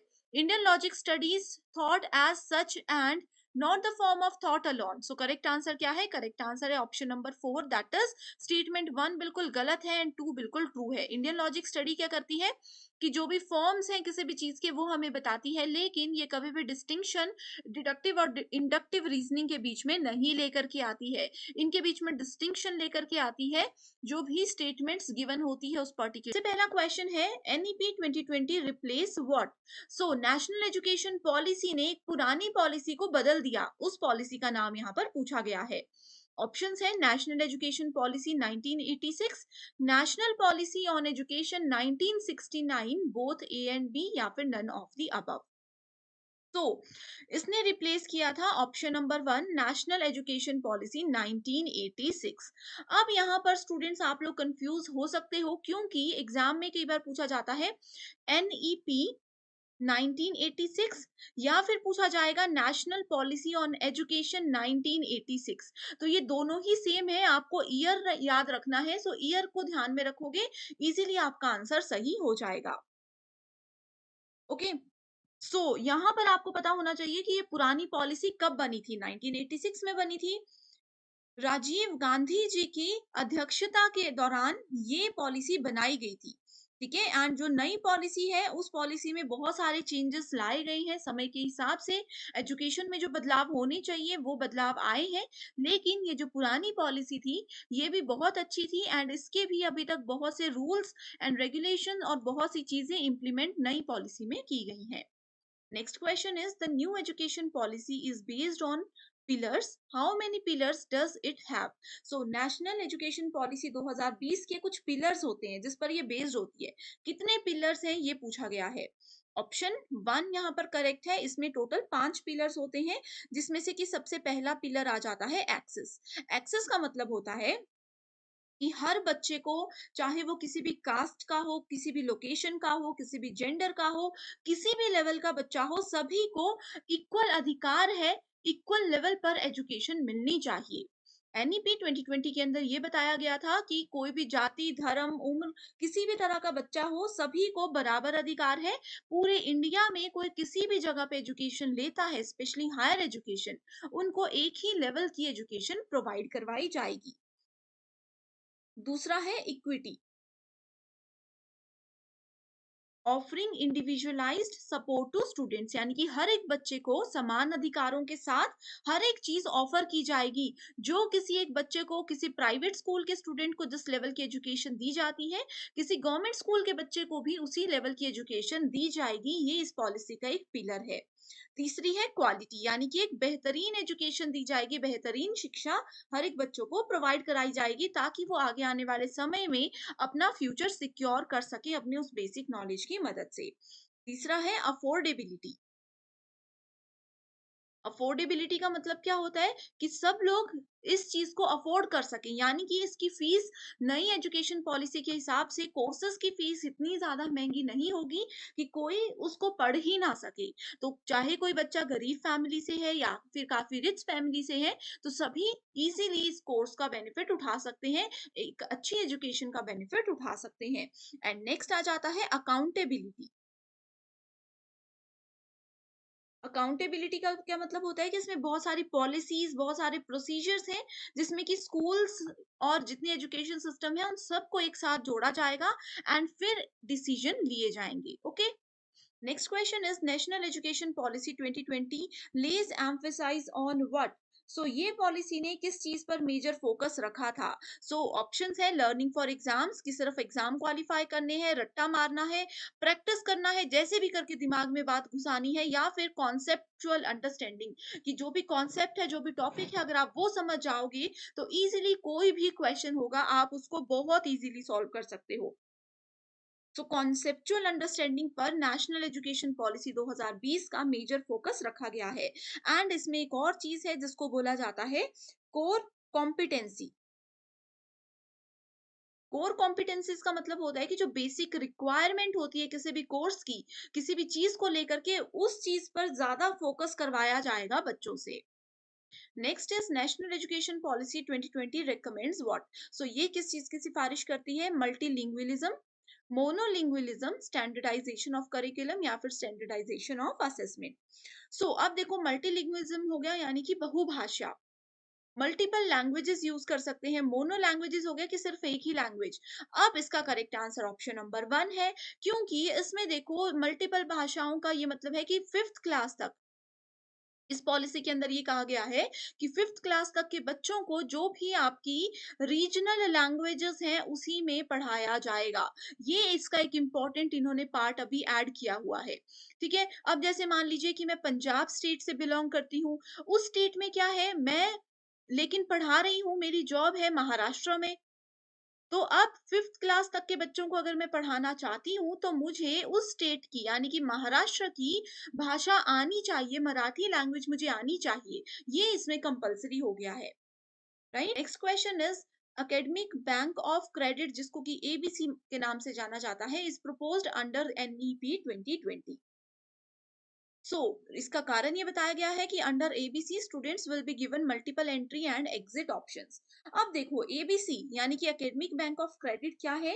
ये एक डिजिटल स्टोर हाउस है जिसमें कि स्टूडेंट के जितने भी क्रेडिट्स हैं, जितने भी स्कोर्स हैं, उनकी इंफॉर्मेशन स्टोर रहेगी। इसको मैं एक आपको एग्जाम्पल की मदद से समझाती हूँ। अब देखो कि मान लीजिए कि मैंने किसी एबीसी नाम के कॉलेज से अपना फर्स्ट ईयर कर दिया, सेकेंड ईयर में मेरे पेरेंट्स का ट्रांसफर हो गया, मुझे भी उनके साथ जाना पड़ गया, तो एमएनओ नाम के किसी कॉलेज में, किसी दूसरे स्टेट के कॉलेज में मैंने अपना सेकेंड ईयर कर दिया, XYZ नाम के कॉलेज में मैंने अपना थर्ड ईयर कर दिया। तो ऐसे में क्या होता था, बच्चों का समय बर्बाद होता था। लेकिन एकेडमिक बैंक ऑफ क्रेडिट के अंदर हर एक यूनिवर्सिटी के बच्चे के जितने भी स्कोर हैं वो एक जगह पर कलेक्ट हो जाएंगे। अब आपने फर्स्ट ईयर में क्या स्कोर किया, सेकेंड ईयर में क्या स्कोर किया, थर्ड ईयर में क्या स्कोर किया, इसका ओवरऑल रिजल्ट आपको यहां से मिलेगा आपकी लास्ट यूनिवर्सिटी के थ्रू। तो आप फर्स्ट ईयर सेकंड ईयर कहीं से करके बाद में शिफ्ट होते हो किसी भी रीजन की वजह से, तो आपके पहले के 2 साल बर्बाद नहीं होंगे। आप अपनी स्टडीज को कंटिन्यू रख सकते हो, किसी नेक्स्ट जगह पर जाके आपके स्कोर क्रेडिट हो जाएंगे। ये एबीसी का काम है। अब इसमें बोला है कि इसको एनईपी 2020 के अंदर लाया गया है। इसका कारण ये बताया गया है कि इस स्कीम के अंदर स्टूडेंट्स को मल्टीपल एंट्री और एग्जिट ऑप्शंस मिल जाएंगे। तो ये क्या है, बिल्कुल बिल्कुल करेक्ट ऑप्शन है। ओके, इसमें यहाँ पर इज नॉट आएगा, नॉट करेक्ट एक्सप्लेनेशन ऑफ ए। ठीक है, क्यों? क्योंकि देखो इसके एनईपी के अंडर तो ये स्कीम आई है, ये तो बिल्कुल सही है। अब इसमें ऐसा तो नहीं है कि बच्चे मल्टीपल एग्जिट का मतलब हो गया कि फर्स्ट ईयर में इस कॉलेज में आधा फर्स्ट ईयर, दूसरे कॉलेज में आधा फर्स्ट ईयर, तीसरे कॉलेज में, ऐसा नहीं होगा। एक ईयर अगर आपका कंप्लीट हो चुका होगा, उसके बाद अगर आप दूसरी यूनिवर्सिटी में जाते हो तभी आपके क्रेडिट काउंट होंगे, अदरवाइज आधे में छोड़कर जाओगे तो वो काउंट नहीं होंगे। इस चीज को भी आपने नोट कर लेना है। Next is national education policy 2020 proposes pedagogical shifts from which to which, इस तरह से क्वेश्चन पूछा गया है। अब देखो पहले क्या होता था, पहले पुरानी एजुकेशन पॉलिसी, पुराने जमाने में, अब जैसे जो भी स्टूडेंट्स ये वीडियो देख रहे हैं, मुझे पता है कि आप लोगों की एज अभी देखो 23 से लेकर के 35 36, इस एज के मैक्सिमम स्टूडेंट्स इस वीडियो को देख रहे होंगे। आपने अपने बचपन में देखा होगा कि आपको रट्टा मार करके चीजें याद करवाई जाती थी, तो वो पुरानी पॉलिसी थी जो कि रोट लर्निंग आती है। लेकिन अब किस पर बेस्ड काम होता है, अब कॉन्सेप्चुअल अंडरस्टैंडिंग पर बेस्ड काम होता है। इसलिए करेक्ट आंसर है ऑप्शन नंबर 2। तो स्टूडेंट्स, इस तरह के क्वेश्चंस अगर आपको पसंद आ रहे हैं एंड आप चाहते हो कि मैं इस तरह से जो भी पेपर वन के इंपॉर्टेंट टॉपिक्स हैं सेपरेटली उन टॉपिक्स पर प्रीवियस ईयर क्वेश्चंस लेकर आऊं जो कि हर साल पूछे जाते हैं, तो आप मुझे कमेंट कर दीजिए। मैं डेफिनेटली आप लोगों की रिक्वेस्ट को पूरा करूंगी। अगर कोई पर्टिकुलर टॉपिक का नाम भी आप लिखते हो तो भी मैं उस पर जरूर वीडियो लेकर के आऊंगी। ठीक है, इसी के साथ नेक्स्ट क्वेश्चन पर बढ़ते हैं। एंड स्टूडेंट्स, जैसे कि एनईपी 2020 के प्रीवियस ईयर क्वेश्चंस अभी हम कर रहे हैं, इसका जो थ्योरेटिकल कॉन्सेप्ट है उस पे भी एक सेपरेट वीडियो ऑलरेडी मैंने बनाई है। अगर आप लोगों ने वो वीडियो अभी तक नहीं देखी है तो मुझे कमेंट कर दीजिए, मैं वहां पर आपके साथ लिंक शेयर कर दूंगी। Next is national education policy 2020 states that learning should be. So learning यानी कि सीख कोई पर्सन रहा है तो वो कैसा होना चाहिए? वो होना चाहिए एक्सपीरियंटल, अनुभवात्मक, यानी कि पर्सन जो अपने एक्सपीरियंस के साथ सीखता है वो कभी भी नहीं भूलता। ये चीज आपने जरूर सुनी होगी। तो उसी चीज को ध्यान में रखते हुए ये बात यहाँ पर कही गई है। ठीक है, next question is, in the context of assessment, what kind of report card for students has been proposed in national education policy 2020? so students, इसमें अगर assessment यानी कि students का मूल्यांकन अगर NEP 2020 के अंदर करना है तो किस तरह का रिपोर्ट कार्ड उनका जनरेट किया जाएगा, ये इस क्वेश्चन में पूछा है। उनका रिपोर्ट कार्ड होगा किस पर based? 360 degree multi dimensional report card. इसको आप लोग याद कर लीजिए। ठीक है, 360 degree multi dimensional report card, ये एक पॉलिसी नेशनल एजुकेशन पॉलिसी के अंदर सजेस्ट की गई है। तो अब इसका मतलब क्या होता है ये जानना भी जरूरी है। तो देखो स्टूडेंट्स, आपने जो मैंने आप लोगों को एबीसी वाला कॉन्सेप्ट बताया बस ये उसी से रिलेटेड है कि आप कहीं से कुछ भी करते हो, आपका सारा क्रेडिट, आपके सारे स्कोर कलेक्ट होंगे एंड फाइनल रिजल्ट आपको दिया जाएगा। इस तरह से स्टूडेंट्स की असेसमेंट होगी। एक तो ये आ जाता है इसके अंदर। एंड ओवरऑल असेसमेंट की बात अगर करें तो ऐसा नहीं है कि कोई एक स्टूडेंट, अब देखो पहले क्या होता था, 4 ऑप्शंस होते थे +1 +2 में, medical, non medical, commerce and arts. अब जो बच्चा मेडिकल पढ़ेगा वो सिर्फ मेडिकल पढ़ेगा, ऐसा होता था। लेकिन नेशनल एजुकेशन पॉलिसी के अंदर ये भी बात आ गई है कि अगर कोई मेडिकल का student biology, chemistry and physics जो कि इंपॉर्टेंट सब्जेक्ट्स हैं, इन सब्जेक्ट्स के साथ साथ अकाउंट्स और हिस्ट्री भी पढ़ना चाहता है तो वो पढ़ सकता है। इस चीज को बोला गया है 360 डिग्री रिपोर्ट कार्ड। ठीक है, 360 डिग्री कोर्सेज यही है कि आप जो भी सब्जेक्ट चाहो वो आप पढ़ सकते हो। अब ये मेडिकल नॉन मेडिकल वाला कॉन्सेप्ट ही खत्म हो गया है। अब डायरेक्टली आप लोग अपने सब्जेक्ट सेलेक्ट करोगे। जैसे कि मैंने आपको एग्जाम्पल बताया कि मैं इकोनॉमिक्स भी पढ़ना चाहती हूँ, मैं हिस्ट्री भी पढ़ना चाहती हूँ, मैं फिजिक्स के साथ बायो भी पढ़ना चाहती हूँ। इस तरह से पढ़ूंगी तो कोई भी सब्जेक्ट्स है, कोई पर्टिकुलर फील्ड नहीं है, कोई पर्टिकुलर स्ट्रीम नहीं है, एंड ओवरऑल मेरा रिजल्ट इसी पर बेस्ड आ जाएगा। Next is national education policy 2020 emphasise on. देखो सेम क्वेश्चन है लेकिन ऑप्शंस डिफरेंट है। सो इसमें करेक्ट आंसर है flexible multi level activity based learning, यानी कि मल्टीपल एक्टिविटीज में स्टूडेंट्स को एनरोल करवाने के लिए, इन्वॉल्व करने के लिए इसमें मेजर फोकस रखा जाता है। पहले होता था स्टूडेंट्स का फाइनल रिजल्ट आता था सिर्फ उनके स्कोर के बेसिस पे कि उन्होंने अपना जो सब्जेक्ट है उसमें कितना स्कोर किया। लेकिन न्यू एजुकेशन पॉलिसी ये बोलती है कि अगर कोई स्टूडेंट ए मैथमेटिक्स में वीक है, क्योंकि मैथ्स में वो सिर्फ 30% स्कोर ले कर आ सकता है, लेकिन गेम्स में वो बहुत अच्छा स्टूडेंट है, वो नेशनल लेवल तक गेम्स खेल कर आ चुका है। सो ऐसे केस में उन बच्चों को गेम्स की ओर फोकस करवाना चाहिए। So multi level activities based learning यहाँ पर होती है कि मेजर फोकस इस चीज पे है कि कोई भी इंडियन है, कोई भी पर्सन जो एजुकेशन ले रहा है वो एक सक्सेसफुल नागरिक बने, वो एक अच्छी जॉब करे, फिर चाहे वो किसी मैथमेटिक्स के फील्ड में हो या फिर गेम से रिलेटेड हो। Next is National Education Policy 2020 proposes what? So it proposes reduction of content of school curriculum, यानी कि स्कूल में जो भी सिलेबस है ये है उसको कम करने की फोकस किया गया है। Increased flexibility of school curriculum, यानी कि स्कूल के जो पाठ्यक्रम का लचीलापन है, बहुत इजीली है, इजीली एक्सेसिबल है, उस चीज को कम करना है। एम्फोसिस ऑन रोट लर्निंग, रट्टा मारना, emphasis on critical thinking. So correct answer है 1, 2 एंड 4। ठीक है, रूट लर्निंग को यहाँ पर क्या कर रहे हैं, हटा रहे हैं, एंड इसमें बोला है उसको बढ़ावा देना, जो कि बिल्कुल गलत ऑप्शन होगा। नेक्स्ट इज प्राइमरी क्लासेस जो कि फर्स्ट से लेकर के 5th क्लास तक होती है, will consist which of the following stages according to NEP 2020। तो अब देखो स्टूडेंट्स, यहाँ पर एक नया कॉन्सेप्ट आता है, अगर आपको नहीं पता होगा। पहले एजुकेशन पॉलिसी में 10+2 आता था कि 10th क्लास तक का बच्चा, एक क्लास से 10th क्लास तक, +1 एंड +2, इस तरह से इस कॉन्सेप्ट को बोला जाता था क्या, 10+2 बेसिक। लेकिन अब इसको बदल दिया गया है, इसको बदल करके इसका नाम रखा गया है 5+3+3+4, ये इसका नाम रख दिया गया है, ठीक है।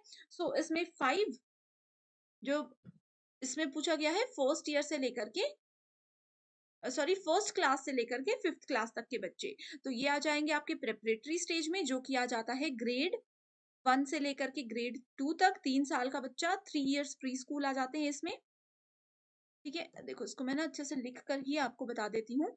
एक स्टेज आ जाता है प्रेपरेटरी स्टेज, जिसमें कि प्री स्कूल आंगनवाड़ी आ जाता है, ठीक है, आंगनवाड़ी आ जाता है। उसके बाद इसमें आ जाता है क्लास 1 एंड क्लास 2। उसके बाद दूसरा आ जाता है हमारे पास, सॉरी थोड़ी सी मिस्टेक हो गई है, ये है फाउंडेशनल स्टेज, ये है प्रेपरेटरी स्टेज, ठीक है। प्रेपरेटरी स्टेज आता है क्लास 3 से लेकर के क्लास 5 तक। उसके बाद फिर आ जाता है हमारे पास कौन सा स्टेज, उसके बाद आ जाता है मिडिल स्टेज, ठीक है। सो यहाँ पर ये सारी चीजें आ जाती हैं। तो मिडिल स्टेज आ गया क्लास 6 से लेकर के क्लास 10 तक का, ओके। सो लेकिन यहाँ पर बात की गई है क्लास 1 से क्लास 5 की। So class 1 foundational stage, class 5 preparatory stage, so preparatory and foundational stage, यानी कि option number A and C here is the correct answer.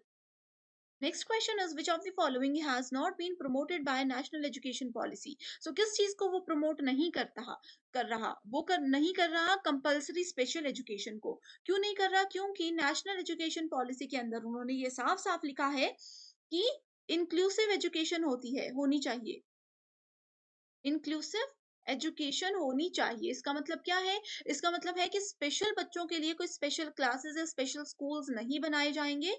जो भी बच्चा है सभी इक्वल लेवल पे है, सभी को समान शिक्षा का अधिकार है, ये चीज पर फोकस किया गया है। इसको बोला जाता है इंक्लूसिव लर्निंग। सो कंपल्सरी स्पेशल एजुकेशन पर एनईपी पर ध्यान नहीं दिया गया है, ये इस क्वेश्चन में पूछा गया था। तो पहला क्वेश्चन है, in the series BDHJNP what will come next after P. So यहाँ पर एक सीरीज गिवन है, इसमें आपको बताना है कि पी के बाद कौन सा अल्फाबेट आएगा।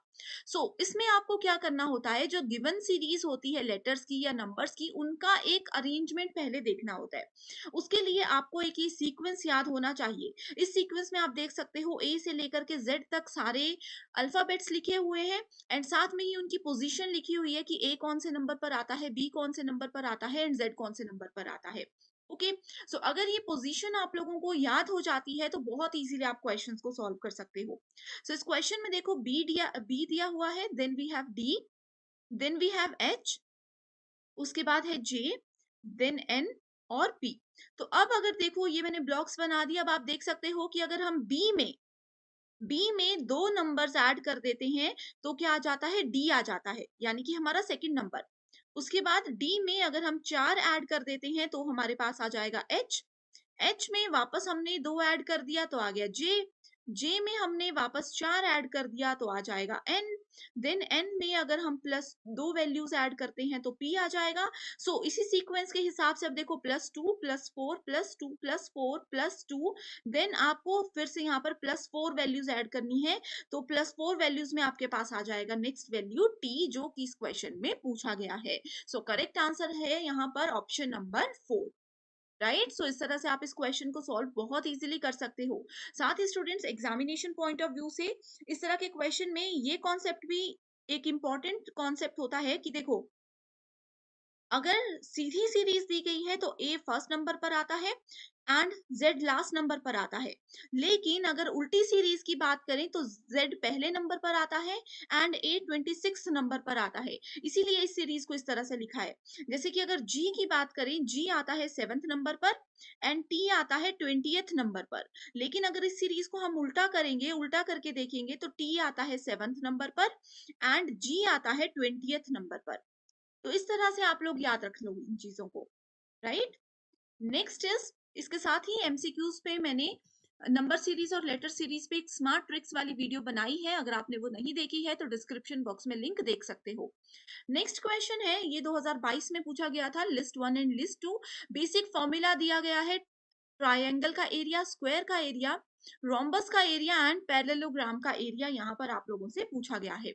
बहुत बेसिक है, ज्यादा से ज्यादा अगर किसी को कुछ भी नहीं आता तो ट्रायंगल और स्क्वायर का फॉर्मूला तो सभी स्टूडेंट्स को आता है। सो ट्रायंगल का फॉर्मूला क्या होता है, 1/2 base into height. So first को अगर हम थर्ड के साथ मैच करते हैं, सो देखो ये दो ऑप्शंस हमारे पास आ जाते हैं।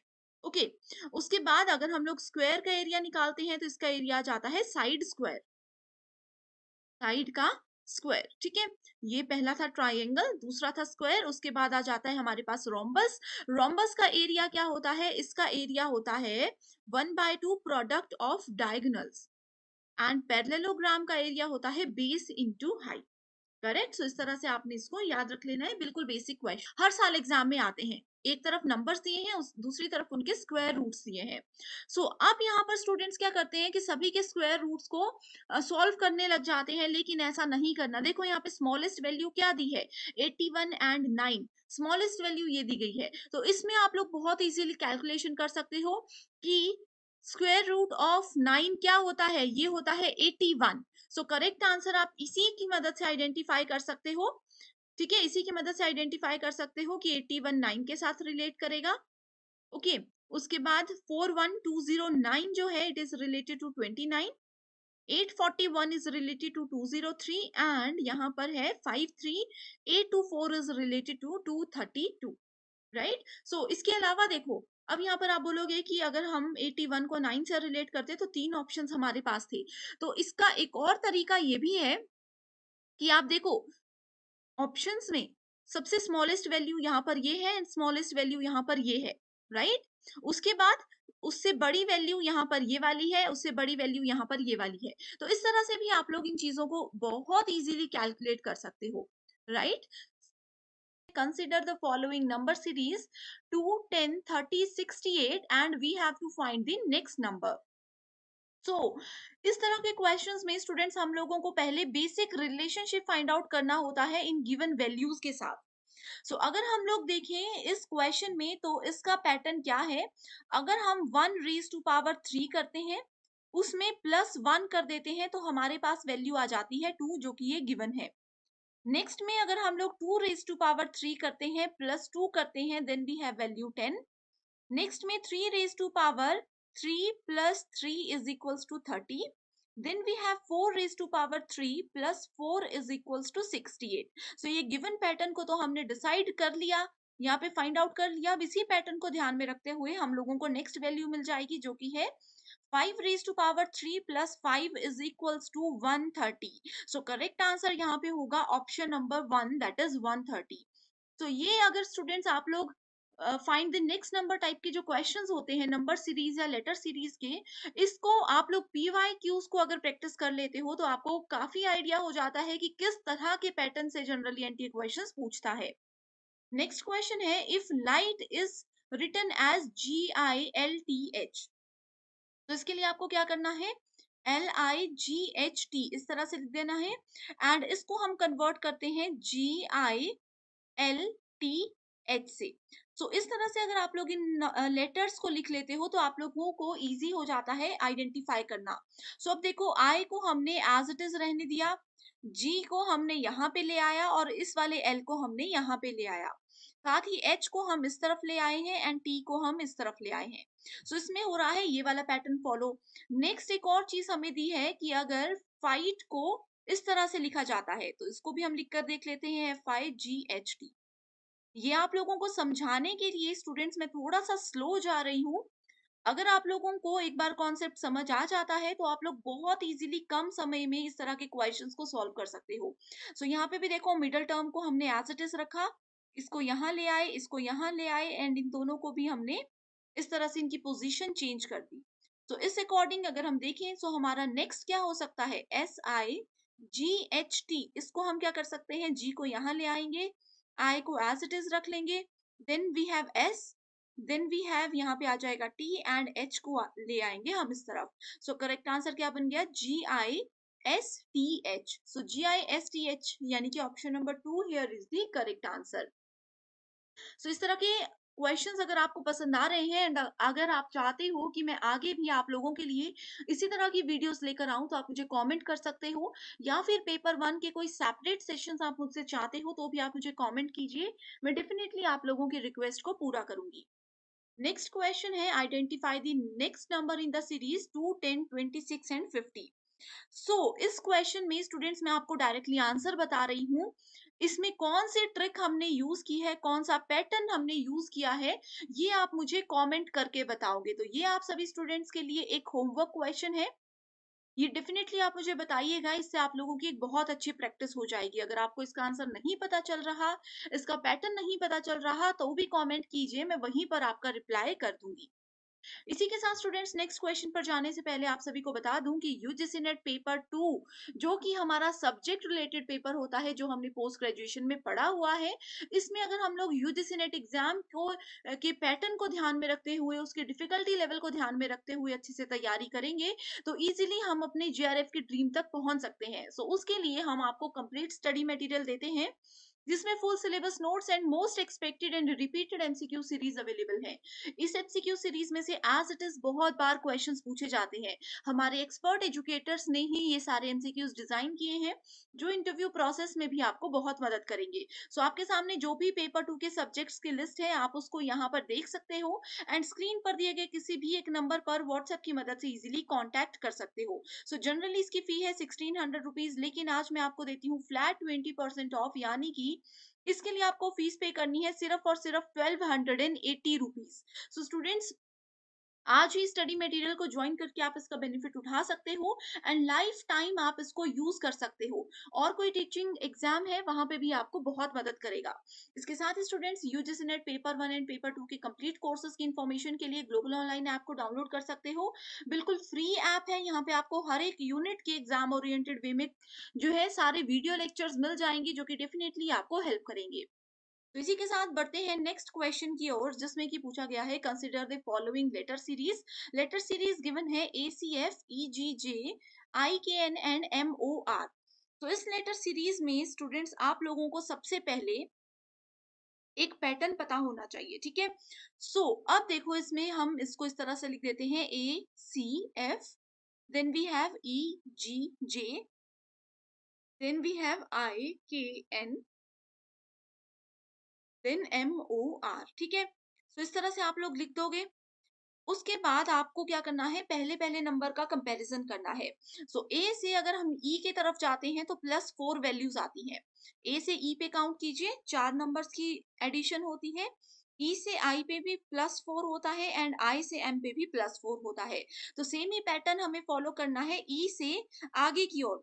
ई से जब हम लोग आगे की ओर सॉरी, एम से आगे की ओर जाएंगे, तो यहाँ पे हमारे पास वैल्यू आ जाती है क्यू, ठीक है। ऑप्शंस में देखो, क्यू से ही आप लोगों को डायरेक्ट आंसर मिल गया, जो कि है ऑप्शन नंबर 1। आप लोगों को यूजीसी नेट के रीजनिंग के सेक्शन में स्मार्ट वर्क करना है।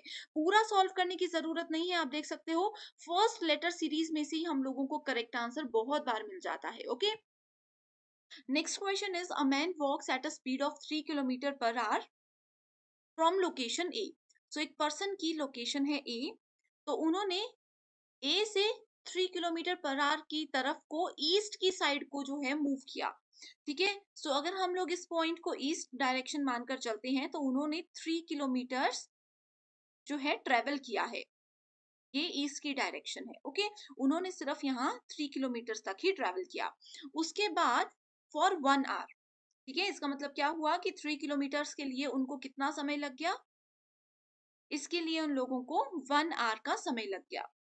उसके बाद उन्होंने क्या किया, देन उन्होंने टर्न कर दिया लेफ्ट को। इस तरफ को जाते जाते उन्होंने लेफ्ट को टर्न कर दिया, एंड वो कितना 1.5 किलोमीटर ट्रेवल किया उन्होंने 6 आवर तक के लिए। इस तरफ को अगर देखेंगे, तो उन्होंने यहाँ पे 6 आवर्स 1.5 किलोमीटर तक का ट्रेवल किया टूवर्ड्स नॉर्थ डायरेक्शन, ठीक है। एंड इस तरह से वो कहाँ पर पहुंच गए, इस तरह से वो पहुंच गए अपनी लोकेशन बी पे। Then the shortest distance from A to B.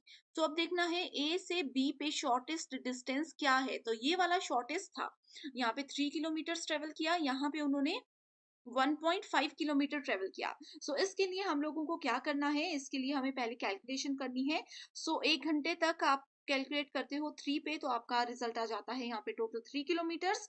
Then 1.5 को हमें 6 के साथ करना है, यानी कि 1.5 किलोमीटर उन्होंने 6 आवर्स में ट्रेवल किया। सो 1.5 को अगर हम 6 से मेजर करते हैं तो वो आ जाता है अराउंड 9 किलोमीटर्स। सो शॉर्टेड डिस्टेंस के लिए हमें फॉर्मूला राइट एंगल ट्राइंगल ये बन गया, तो इसका फॉर्मूला होता है 3 स्क्वायर प्लस 9 स्क्वायर, ये जो वैल्यूज आई है बेस स्क्वायर प्लस दिस वाला स्क्वायर, एंड इसको हम ये कर देंगे, सो आंसर आ जाएगा अप्रोक्सीमेटली 9.48। सो 9.48 किलोमीटर शॉर्टेस्ट पाथ होता है। Next question is consider the following number series 0, 6, 24, 68 and 120। सो यहाँ पे सेम हमें लॉजिक को फॉलो करना है। पहले मैं आपको आंसर भी बता देती हूँ। सो इसमें देखो क्या है, 0 में 1 को मल्टीप्लाई कर दो एंड 2 को मल्टीप्लाई कर दो, आंसर आ जाएगा 0। Then we have 1 into 2 into 3 that is equals to 6। Next we have, तो 6 वैल्यू भी आ गई, 0 वैल्यू भी आ गई, 24 वैल्यू के लिए क्या करेंगे, 2 into 3 into 4 that is 24। उसके बाद आ जाएगा 3 into 4 into 5 is equals to 60। 60 value आ गई। उसके बाद हम कर देंगे यहाँ पे 4 into 5 into 6 120। then we have 5 into 6 into 7 that is equals to 210। so correct answer यहाँ पे है 210। तो ये थोड़े से बेसिक लॉजिक्स होते हैं जो कि प्रैक्टिस आपकी चाहते हैं, तभी आप लोग इनको सॉल्व कर पाओगे। Next is which of the following is data visualisation method. So data visualisation होता है pie chart and bar chart. Okay, next question is in the following letter series. So letter series given है जिसमें बोला गया है A B C F, अगला है B C D G, इस तरह से ही आपको हमेशा लिखना है। Then we have C D E and H, then we have D E F and I. Okay, so ये लेटर सीरीज आ गई। अब इसमें देखना है नेक्स्ट टर्म कौन सी होगी। सो इसमें ए से बी पे जाएंगे +1, बी से सी पे जाएंगे +1, सी से डी पे जाएंगे +1, यानी कि एक एक डिजिट हम आगे बढ़ते गए। देखो फिर से यहाँ पे बी से सी पे गए +1 +1 +1 का पैटर्न ही यहाँ पे फॉलो किया गया है। सो डी के बाद नेक्स्ट वैल्यू आ गई ई के बाद नेक्स्ट वैल्यू आ गई एफ। सो यहाँ पे ई एंड एफ के 3 पैटर्न्स गिवन है। ठीक है, सो हमें अगला भी सॉल्व करना पड़ेगा। सो E+1 F +1 G, तो यहाँ पे इसको हटा देंगे तो F+1 G। तो यहाँ पे आ गया हमारे पास H+1 I+1 J। ठीक है, सो करेक्ट आंसर क्या हो गया यहाँ पे, option number 3 that is EFGJ। So EFGJ यहाँ पे आ गया। अगला क्वेश्चन है identify the next term in the series 0, then we have 8, then we have 24, then we have 48। So इसमें कौन सा पैटर्न फॉलो किया है वो अब मैं आपको बताती हूँ। अगर आपको इसका आंसर आता है तो स्टूडेंट्स आप इस वीडियो को पॉज कीजिए, इसका आंसर सॉल्व करने की कोशिश कीजिए मेरे बताने से पहले। ठीक है, सो 0 से 8 के बीच में कितना डिफरेंस है 8 का, 8 से 24 के बीच में कितना है 16 का, 24 से 48 के बीच में कितना है 32 का डिफरेंस है ना। अब तो यहाँ पे कॉमन डिफरेंस कोई भी नहीं आया, लेकिन ये जो डिफरेंस आया है ये सारा डिफरेंस भी क्या है, ये सारा डिफरेंस भी जो है कैलकुलेट होता है 8 से। तो इसमें डिफरेंस आ गया 8 का, इसमें डिफरेंस आ गया 8 का। सो इसी तरह से हमें नेक्स्ट वैल्यू फाइंड आउट करनी है। ठीक है, 8 2 16, 16 2 32, देन हमें इसमें नेक्स्ट वैल्यू ऐड करनी है। ठीक है, सो नेक्स्ट वैल्यू अगर हम इसमें 8 ऐड करते हैं तो वो कितना आ जाता है 40। सो 48 में अगर हम लोग 32, सॉरी यहाँ पे थोड़ी सी मिस्टेक हो गई है, यहाँ पे आएगा 24। ठीक है, सो 24 में अगर 8 ऐड करते हैं तो आ जाएगा 32। तो 48 + 32 आ जाता है 80। ठीक है, सो 80 आ गया यहाँ पे आंसर हमारे पास इस तरह से।